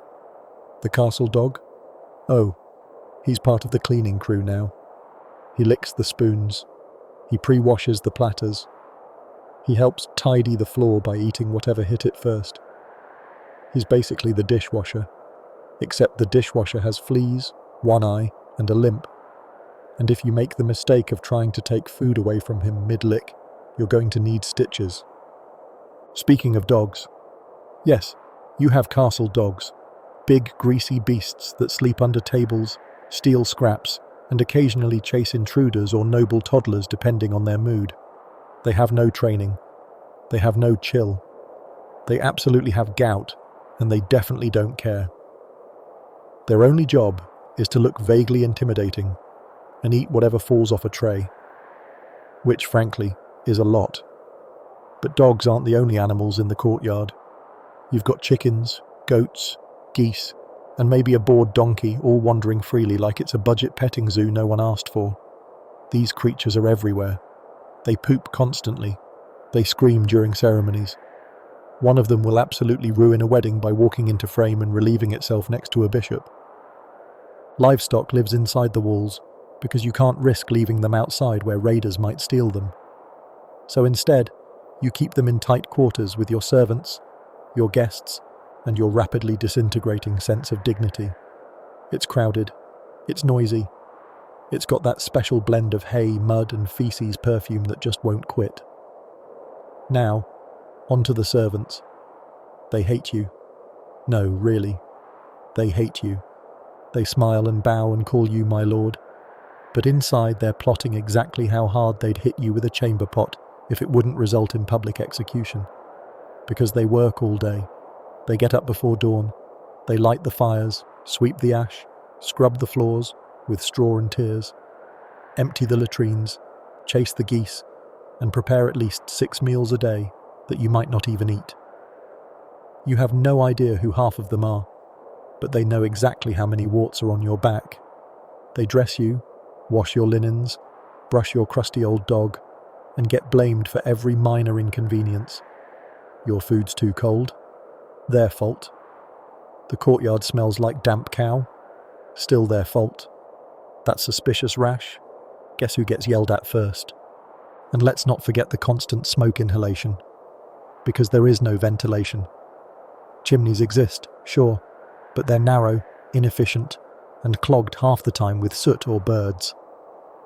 Fires are everywhere. Fires for heat. Fires for food. Fires for candles. For torches.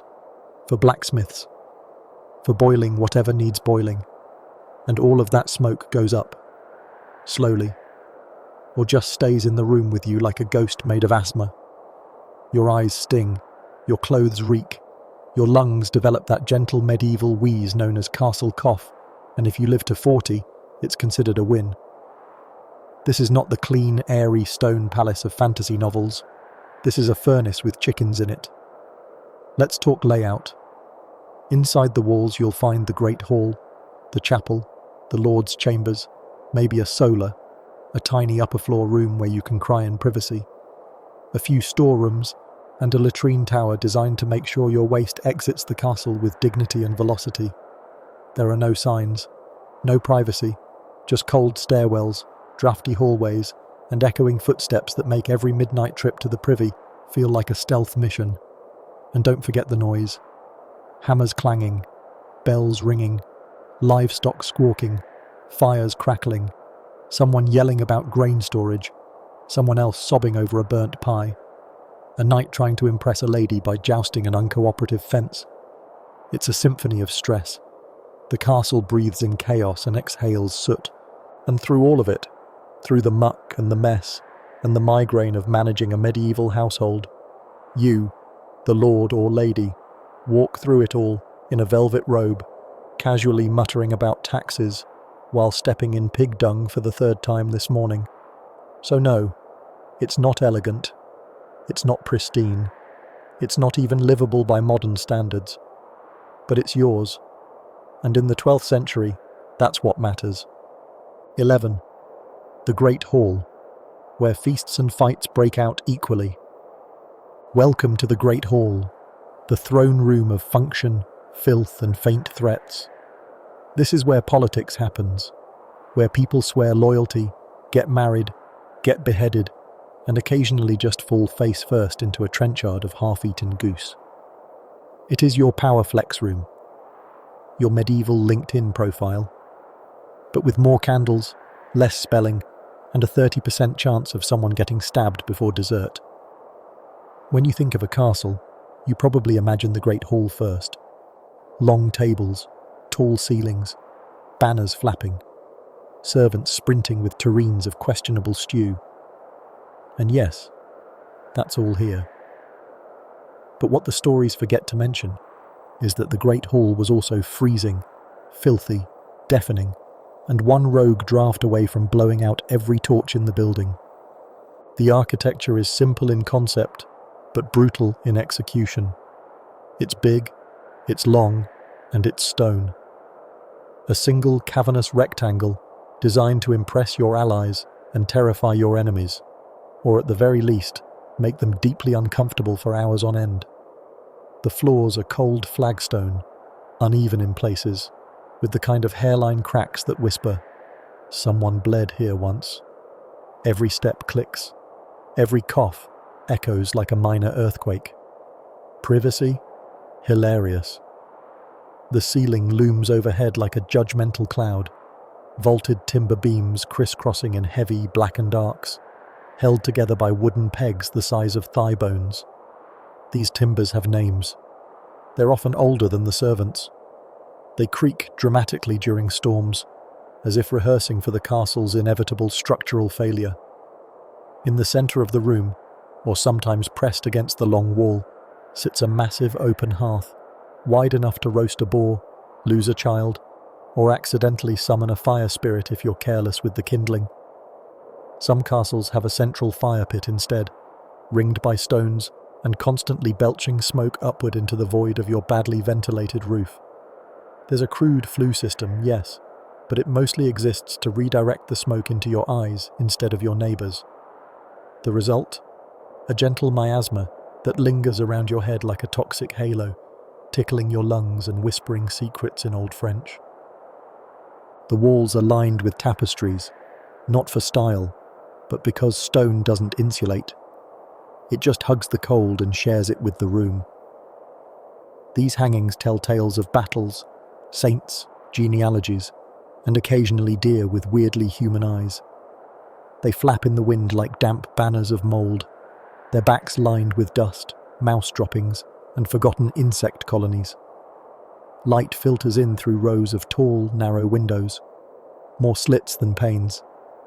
If you're lucky, they've got stained glass, but most of the time they're just open holes with a vague nod to geometry. In winter, they let in wind and judgment. In summer, they let in heat, flies, and one overly ambitious falcon.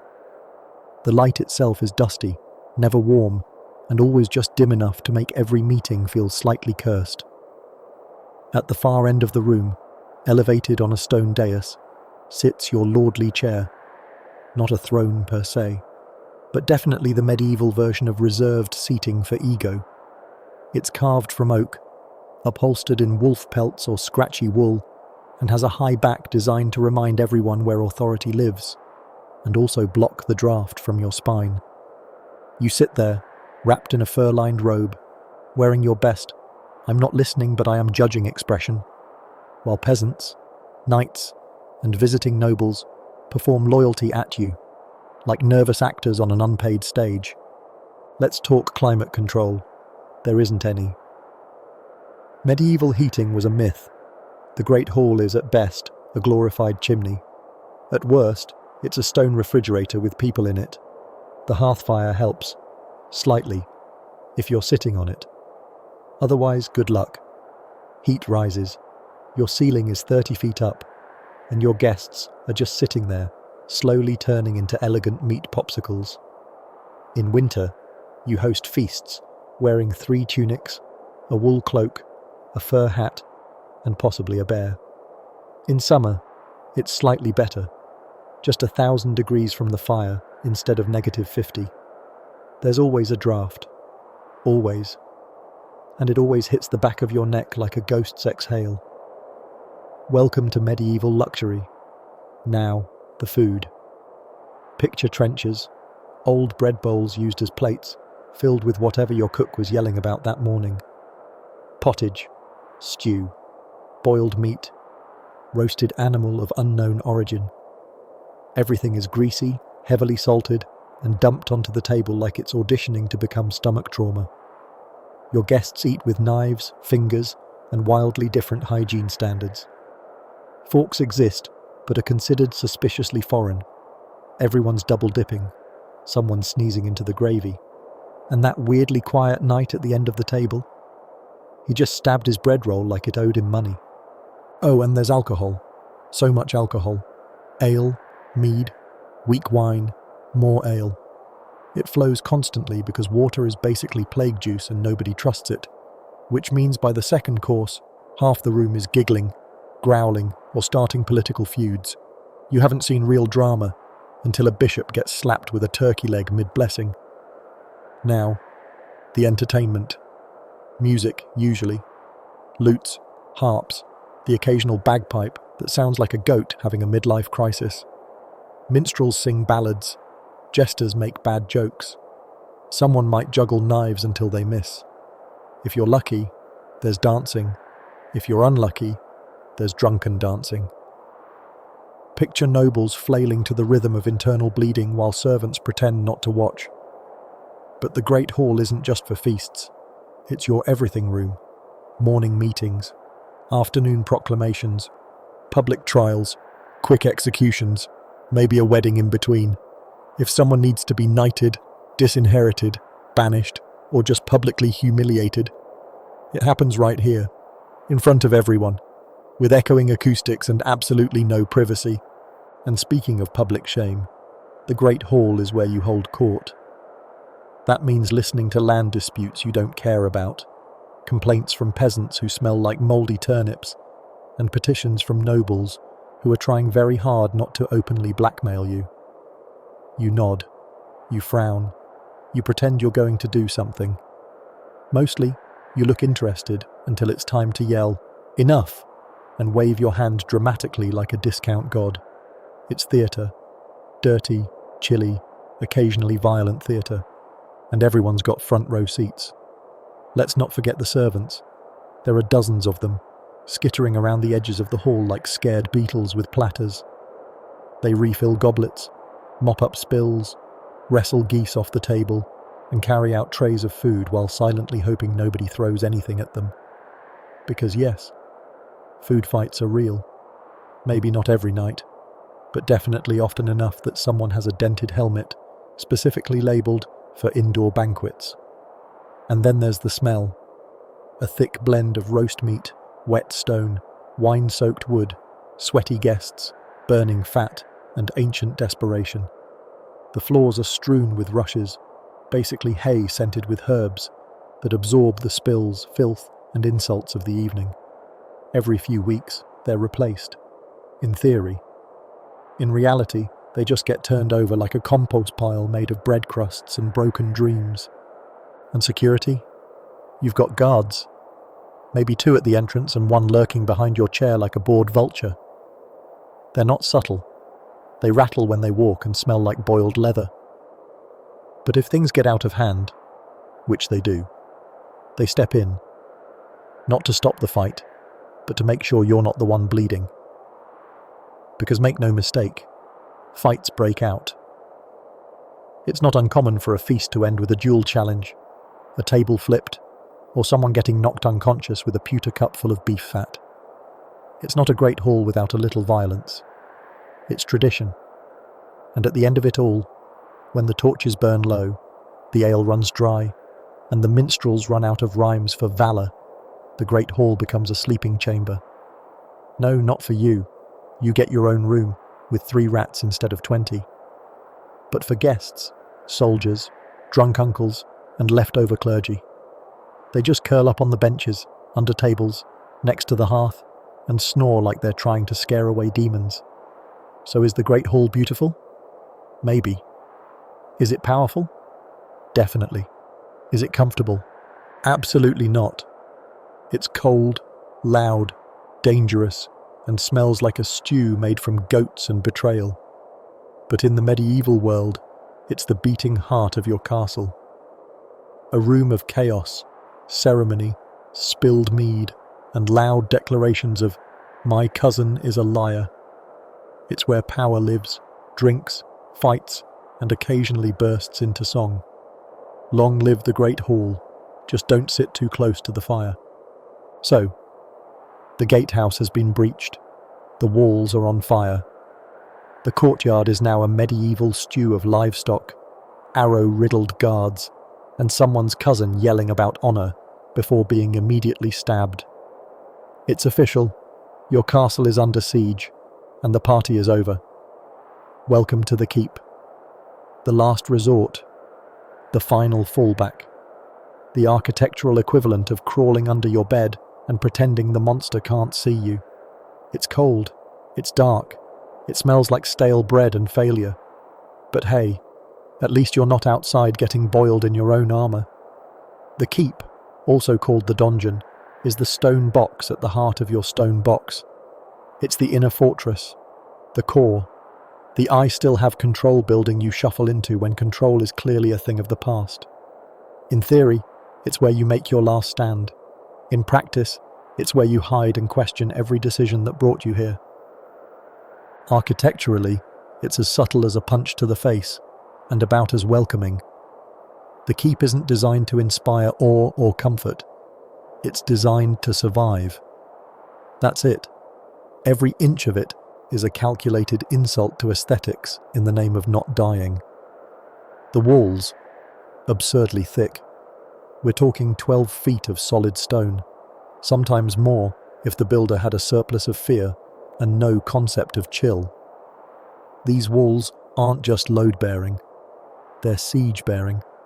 Arrows bounce off, fire shrugs, even catapult shots leave dents more than breaches.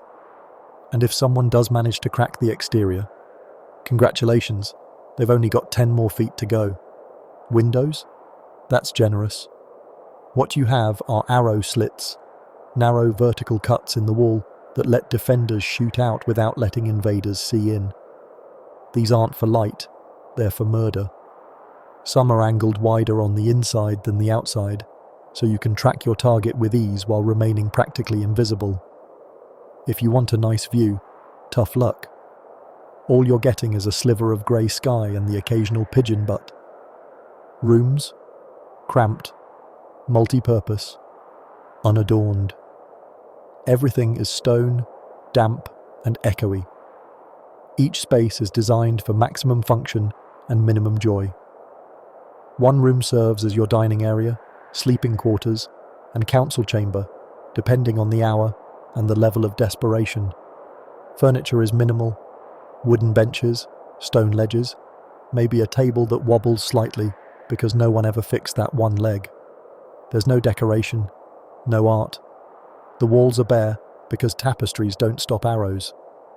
Ceilings? Low. Just high enough to walk under without giving yourself a concussion, unless you're tall or forgetful. The idea is to limit echo, conserve heat, and make it harder for someone to swing a sword wildly if they get past the door. Everything feels compressed, like the building is hugging itself for warmth. You will stoop, you will bump your head, you will question your life choices. And then there's the shape. If you're lucky, the keep is rectangular, with clearly defined corners and rooms you can almost navigate without getting lost. If you're unlucky, it's round, a popular architectural flex meant to deflect projectiles and make siege towers cry. But living in a round keep feels weirdly personal. The walls curve in on you, like the building is trying to keep a secret. There are no corners to hide in, no straight walls to lean against. It's less fortress and more stone womb of doom. It looks cool on a hilltop. It feels like being hugged by a well-armed tombstone. The ambience? Pure dungeon chic. There's no natural light. Every flame dances like it's considering going out. Every whisper sounds like a threat. The walls are wet to the touch in winter, sweating lime and history into your fingers. Even silence echoes here, not with peace, but with the kind of hushed tension that implies you may want to start writing a will. The keep is not designed to be liked. It's designed to be endured. And if you're inside it, you're probably not winning. Getting in isn't easy, which is the point. The door is usually on the second floor, reachable only by a narrow staircase or a removable wooden ladder, because nothing says security like praying your staircase doesn't catch fire. Attackers can't just stroll in. They have to climb, batter, or do something incredibly stupid with a grappling hook. Meanwhile, defenders rain down arrows, rocks, hot oil, or whatever's in reach, including but not limited to Grandma's chamber pot contents. Once you're inside, you realize this place isn't made for comfort. It's made for not dying. You've got limited space, limited air, limited food, and unlimited people, all trying to act calm while slowly turning into an episode of Survivor, Nobility Edition. The lower floors are storage. barrels of grain, dried meat, salted fish, pickled despair. If you're lucky, there's wine. If you're unlucky, it's already been opened. And if you're the cook, congratulations. You're now responsible for turning turnips and jerky into morale. Above that, you have a hall or a chamber, usually doubling as everything from dining area to meeting room to hospital. The lord and his family cram into one small room with guards, servants, maybe a priest, and definitely that one noble who always breathes too loudly. Everyone is wearing 15 layers because the walls sweat cold and the wind makes its own schedule. There might be a chapel in the keep, or at least a small alcove for emergency praying, because when the arrows hit the wall and the battering ram starts knocking, suddenly everyone remembers God's business hours. The top floor, that's the lookout, if your knees can survive the climb. Narrow spiral staircases twist upward in tight stone coils, deliberately built to favor defenders swinging weapons with their right hand. If you're left-handed, sorry. Let's talk sleeping arrangements, or lack thereof. The keep wasn't designed for slumber parties. There are no real bedrooms, just communal sleeping spaces on wooden platforms, thin mattresses stuffed with straw and sorrow, and the occasional flea circus offering matinee performances directly in your underclothes. You sleep next to your cousin, your cook, and the guy who keeps talking about backup plans involving disguise and escape tunnels. Everyone snores, everyone sweats, everyone stinks. The air is heavy, the windows don't open, and the toilet? Let's talk about the toilet. If you're fancy, there's a garderobe, a small chamber that juts out from the wall with a hole that drops your waist into open air, sometimes straight into the moat. If you're not fancy, it's a bucket, and that bucket, it's full, already. And you drew the short straw for disposal duty. May God have mercy on your boots.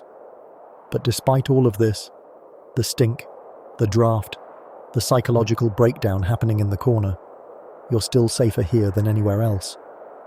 The keep was built to outlast sieges. Its thick walls shrug off catapult stones. Its tight corridors are easy to defend. Its height makes it hard to scale. And its symbolic power keeps morale from completely imploding. For a little while. This was your final move.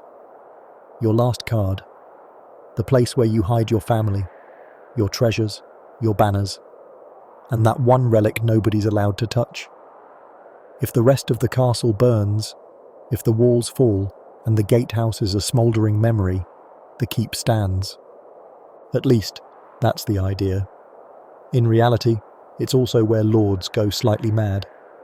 The food runs low, the water gets cloudy, tempers boil, the firewood dwindles, the priest starts muttering about signs and portents, and that noble who suggested diplomacy earlier now looks like he might eat someone.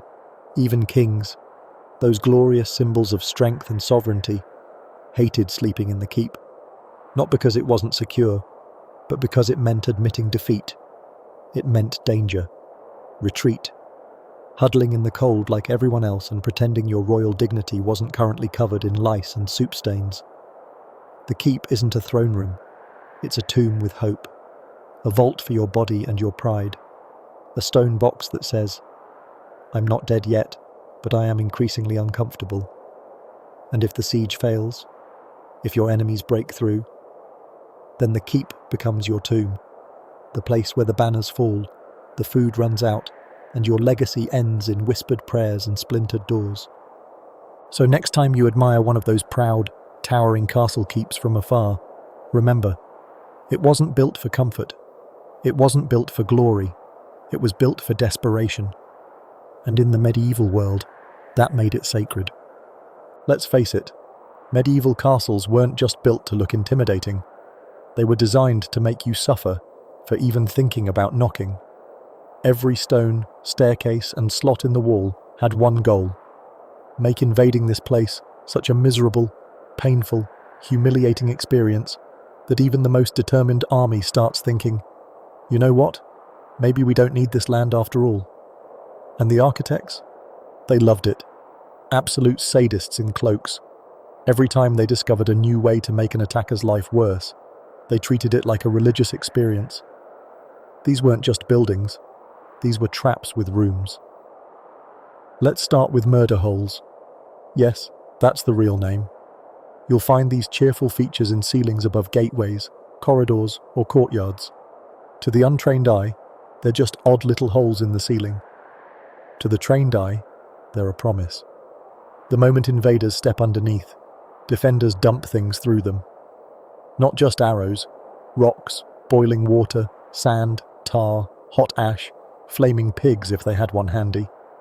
Boiling oil? That's mostly a myth. Oil was expensive. But boiling anything else? Entirely on brand. If you're an attacker, you march in and suddenly get hit with a surprise baptism of agony.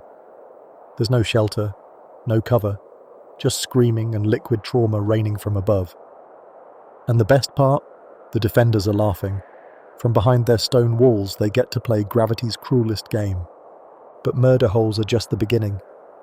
There's also the arrow loop, or embrasure. These were the narrow, vertical slits carved into walls, so defenders could fire arrows with near impunity. From outside, they're impossible to hit through. From inside, they're perfectly angled to ruin your day.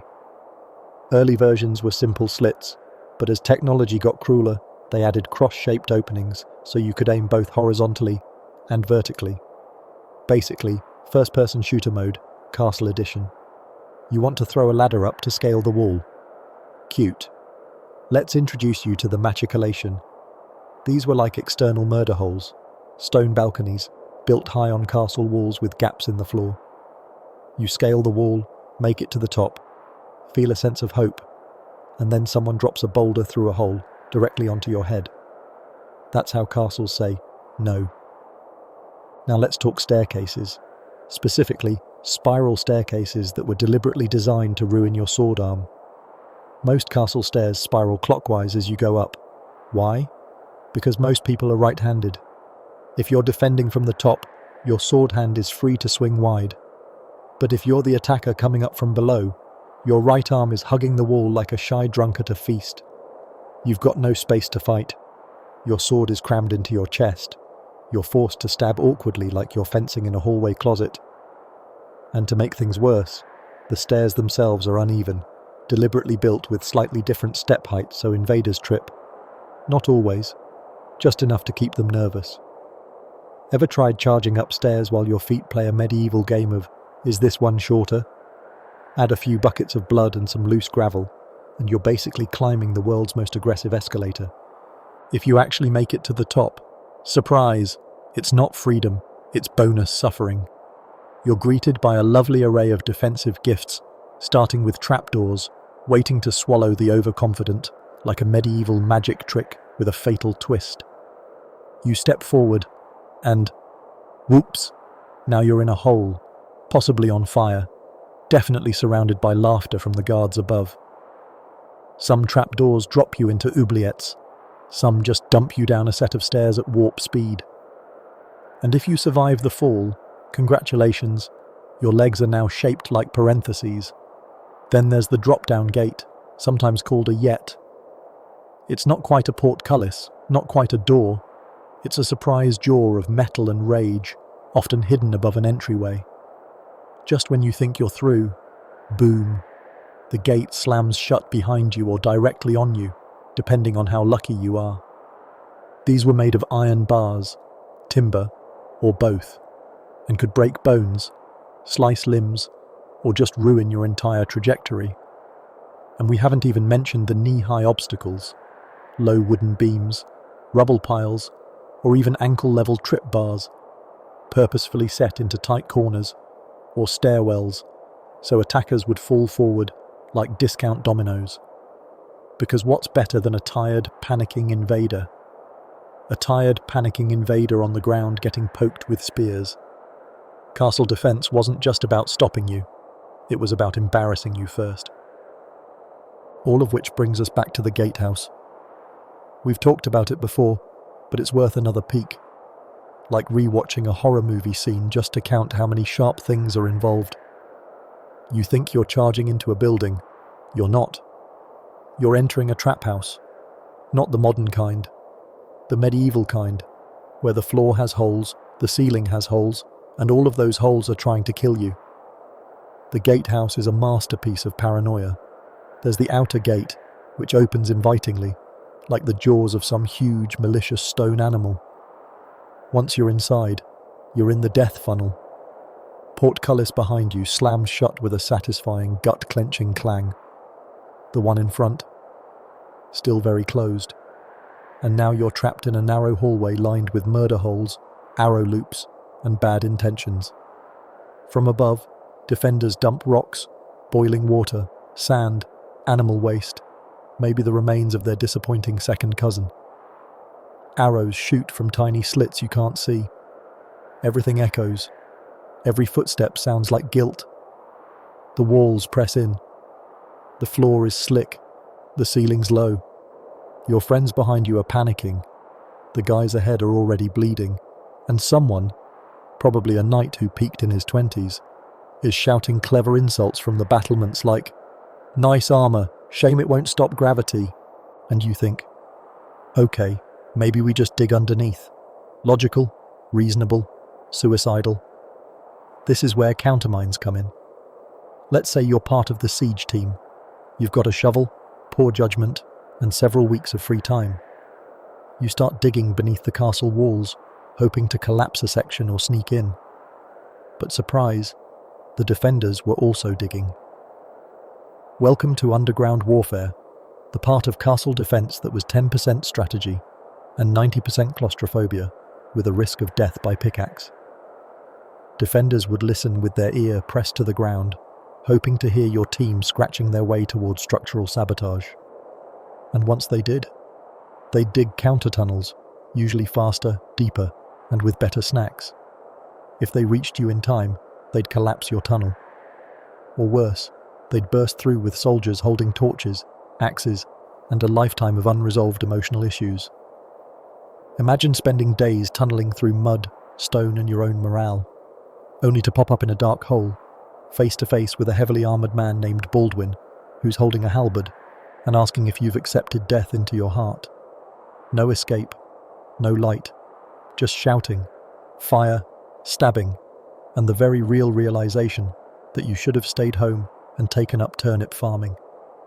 Even doors weren't safe. Castle doors were layered like lasagna, thick wooden planks, iron bracing, sometimes stuffed with gravel or sand to absorb impact. Even if you got a battering ram going, it would take hours to breach one, all while arrows and rocks fell from above, and someone inside shouted helpful things like, "Try harder." And if all else failed, there was the psychological warfare. Defenders hung the heads of failed invaders from the walls. They threw back mutilated corpses. They rang bells, shouted insults, banged drums, and even catapulted diseased animals into enemy camps. Think of it as a medieval Yelp review. Would not invade again. Too loud. Too plaguey. 1 star. So was defending easier than attacking?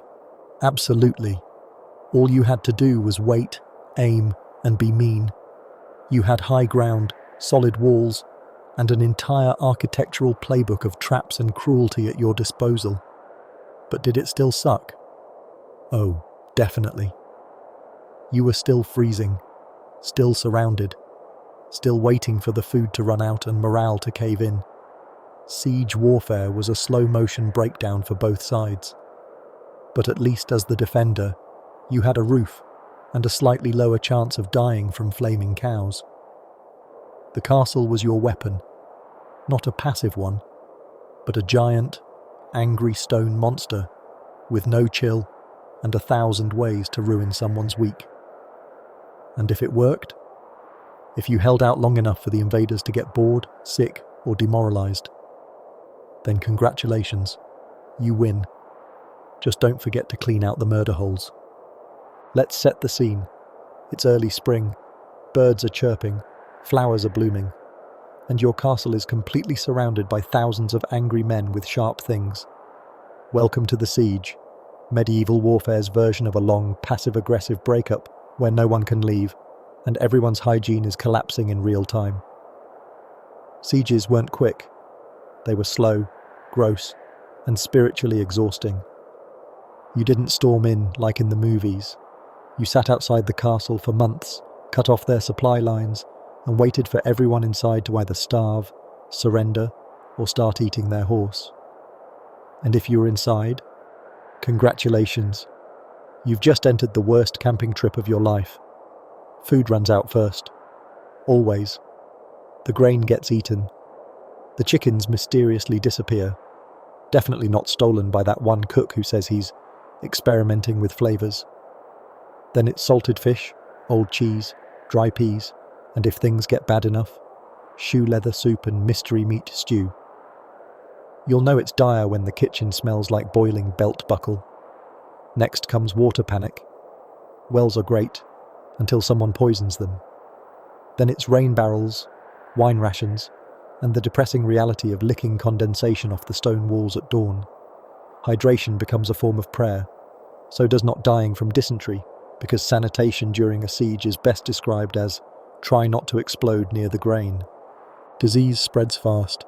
You've got hundreds of people crammed inside a stone oven with no airflow, bad food, and worse vibes. There's coughing, there's fever, there's always at least one corpse someone forgot to move. Rats flourish. Lice go full rave mode.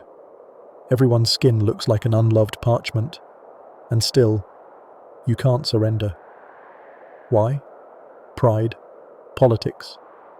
A note from your king saying, "Hold out, reinforcements are coming," even though he wrote that 6 weeks ago and hasn't sent so much as a snack.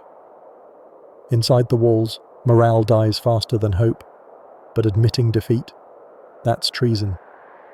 So you stay, you rot, you pray, and you boil your boot again. Meanwhile, outside, the enemy is living it up. Sure, they're muddy and cold, but they've got tents, fresh supplies, and siege engines, big ones. Let's talk about trebuchets. These weren't just catapults. They were gravity-powered middle fingers, engineered with medieval spite and an unhealthy fascination with physics. If a regular catapult was like getting punched in the face, the trebuchet was like getting drop-kicked by a mountain from 2 football fields away. Elegant, brutal, and terrifyingly accurate, the trebuchet was the gold standard of medieval overcompensation. It worked by using a counterweight, sometimes several tons of stone or lead, attached to the short end of a long wooden arm. When the weight dropped, the long arm whipped upward, launching the payload on the other end like the angriest child in a slingshot. No gunpowder, no fire, just pure physics and bad intentions. The engineers didn't wear helmets, they wore smirks. The ammo? Whatever made a statement. Boulders the size of oxen's heads were standard, often aimed at towers, gates, or any part of the wall that looked structurally insecure or emotionally vulnerable. But variety was the spice of medieval warfare. If they ran out of stone, no problem. Corpses, barrels of manure, burning pitch, livestock carcasses, disease-riddled bodies, even pots filled with beehives got loaded into that sling and launched into history. If it fit, it flew. The goal wasn't just damage, it was psychological damage. A rock knocks down a wall, but a rotting horse flung into your kitchen garden. That's demoralizing on a spiritual level. The sound of a trebuchet in action wasn't sharp or sudden like a gunshot. It was haunting. First came the wooden creak as the tension built, then a low, ominous groan as the weight dropped and the arm swung through. You'd hear the soft whip of the sling releasing, a split second of awful silence, followed by the distant but growing whoosh of something hurtling through space directly toward your childhood home. And then, boom! Not a Hollywood explosion, just impact. Dense, heavy, solid. A piece of your castle erupts in dust.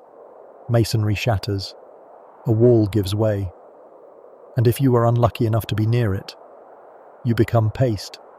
If it was an animal projectile, well, Now you're dodging flying cow spleens. Bonus trauma. The best part? Trebuchets had range. A well-built one could launch a 300-pound payload over 300 yards. That's 3 football fields of "you're not safe." They could arc shots over outer walls and directly into courtyards, making your keep, your last safe haven, feel about as protective as a wet towel. They weren't just weapons, they were statements. Building a trebuchet took days, sometimes weeks, and required carpenters, engineers, oxen, and way too much rope. But once they were ready, they were the medieval equivalent of a mobile tactical nuke with a bad temper and no mute button. And yes, they were reusable, reloadable, occasionally nameable. And speaking of psychological warfare, they got creative. Some attackers fired heads over the walls, yours, theirs, random ones from the local graveyard. Sometimes it was about intimidation. Other times it was just a morale gift from the outside. They'd throw in diseased bodies, blood-soaked flags, or notes attached to arrows that read things like, "Your wife says hi, she's ours now." Ladders? Sure, but not right away. That was plan B if starvation didn't work. Scaling a wall was dangerous, messy, and involved getting shot in the neck while climbing wet wood.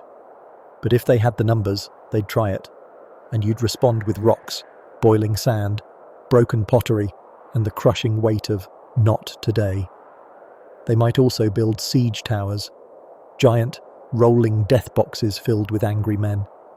These were slow, wooden, and flammable, which is why you always kept a stash of flammable oil and deeply reckless soldiers just waiting to set things on fire.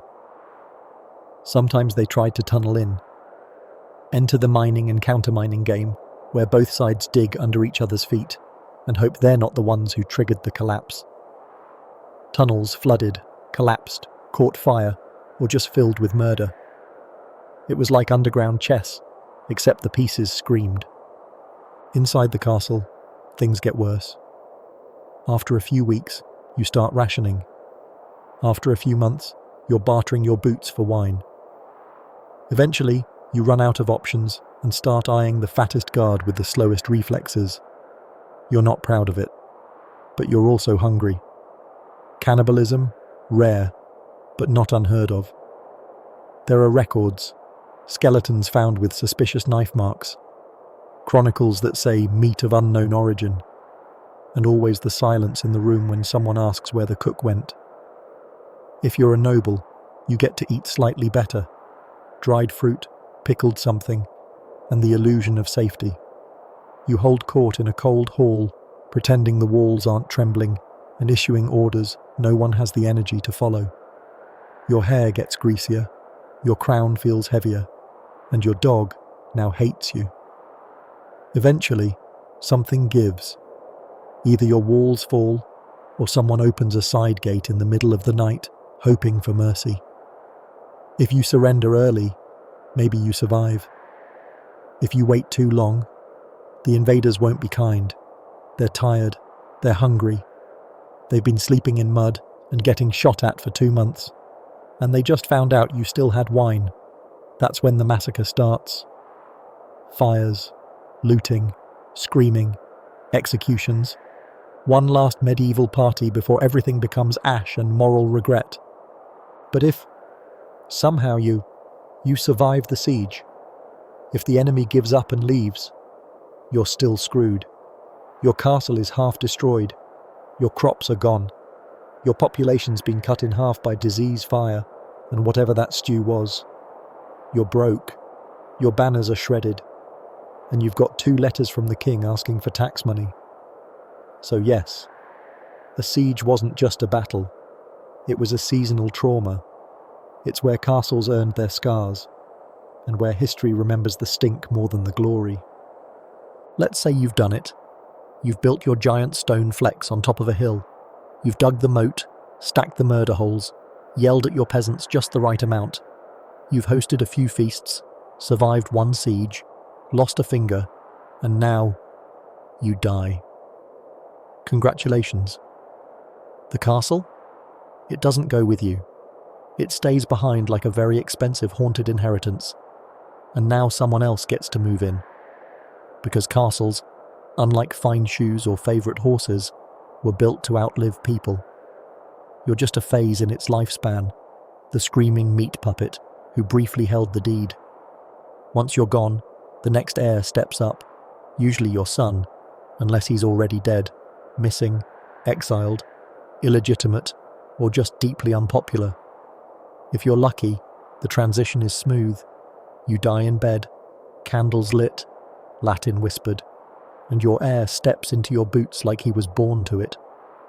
More often, it's a power vacuum filled with accusations, sword fights, and at least one uncle claiming divine right while looting the wine cellar.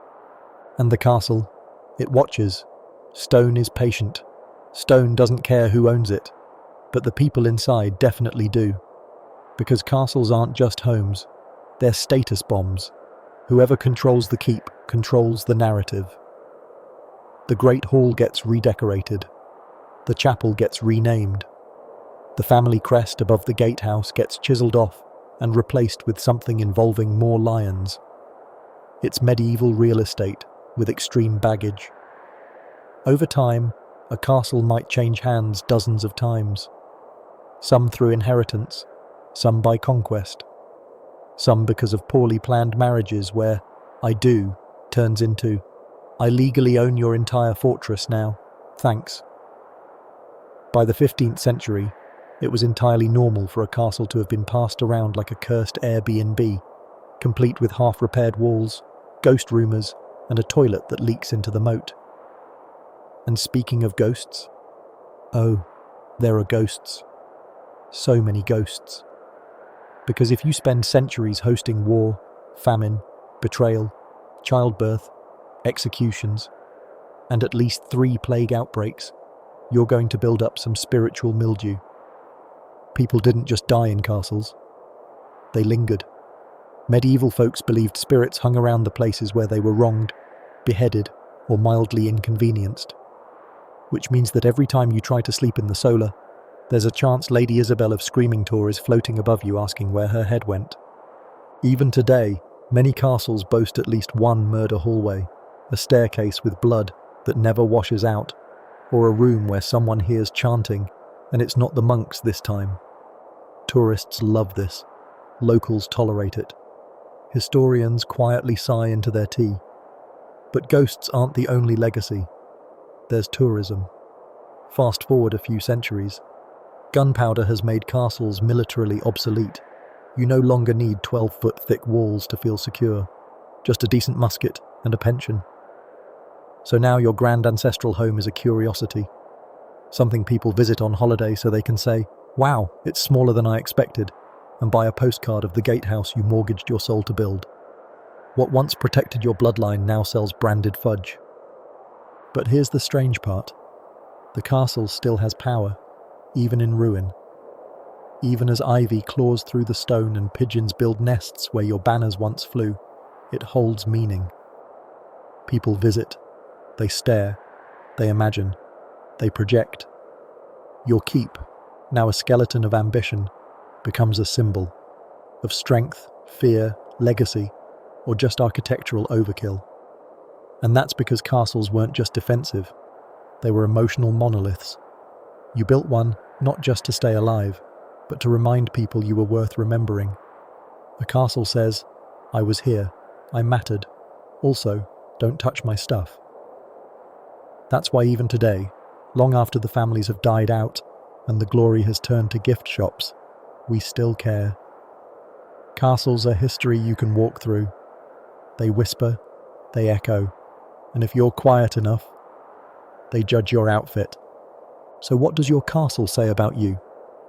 It says you had fragile medieval ego syndrome. You wanted to be remembered. You wanted power, control, and the architectural equivalent of screaming into the void with granite. Your moat wasn't just a barrier, it was a metaphor. Your gatehouse, a handshake that crushes fingers. Your towers, therapy, but taller. And now, your dust, and tourists are standing in your old kitchen asking where the bathroom is.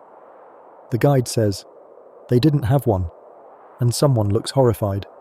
You would be too, but you're busy haunting the crypts in a powdered wig, muttering about lineage.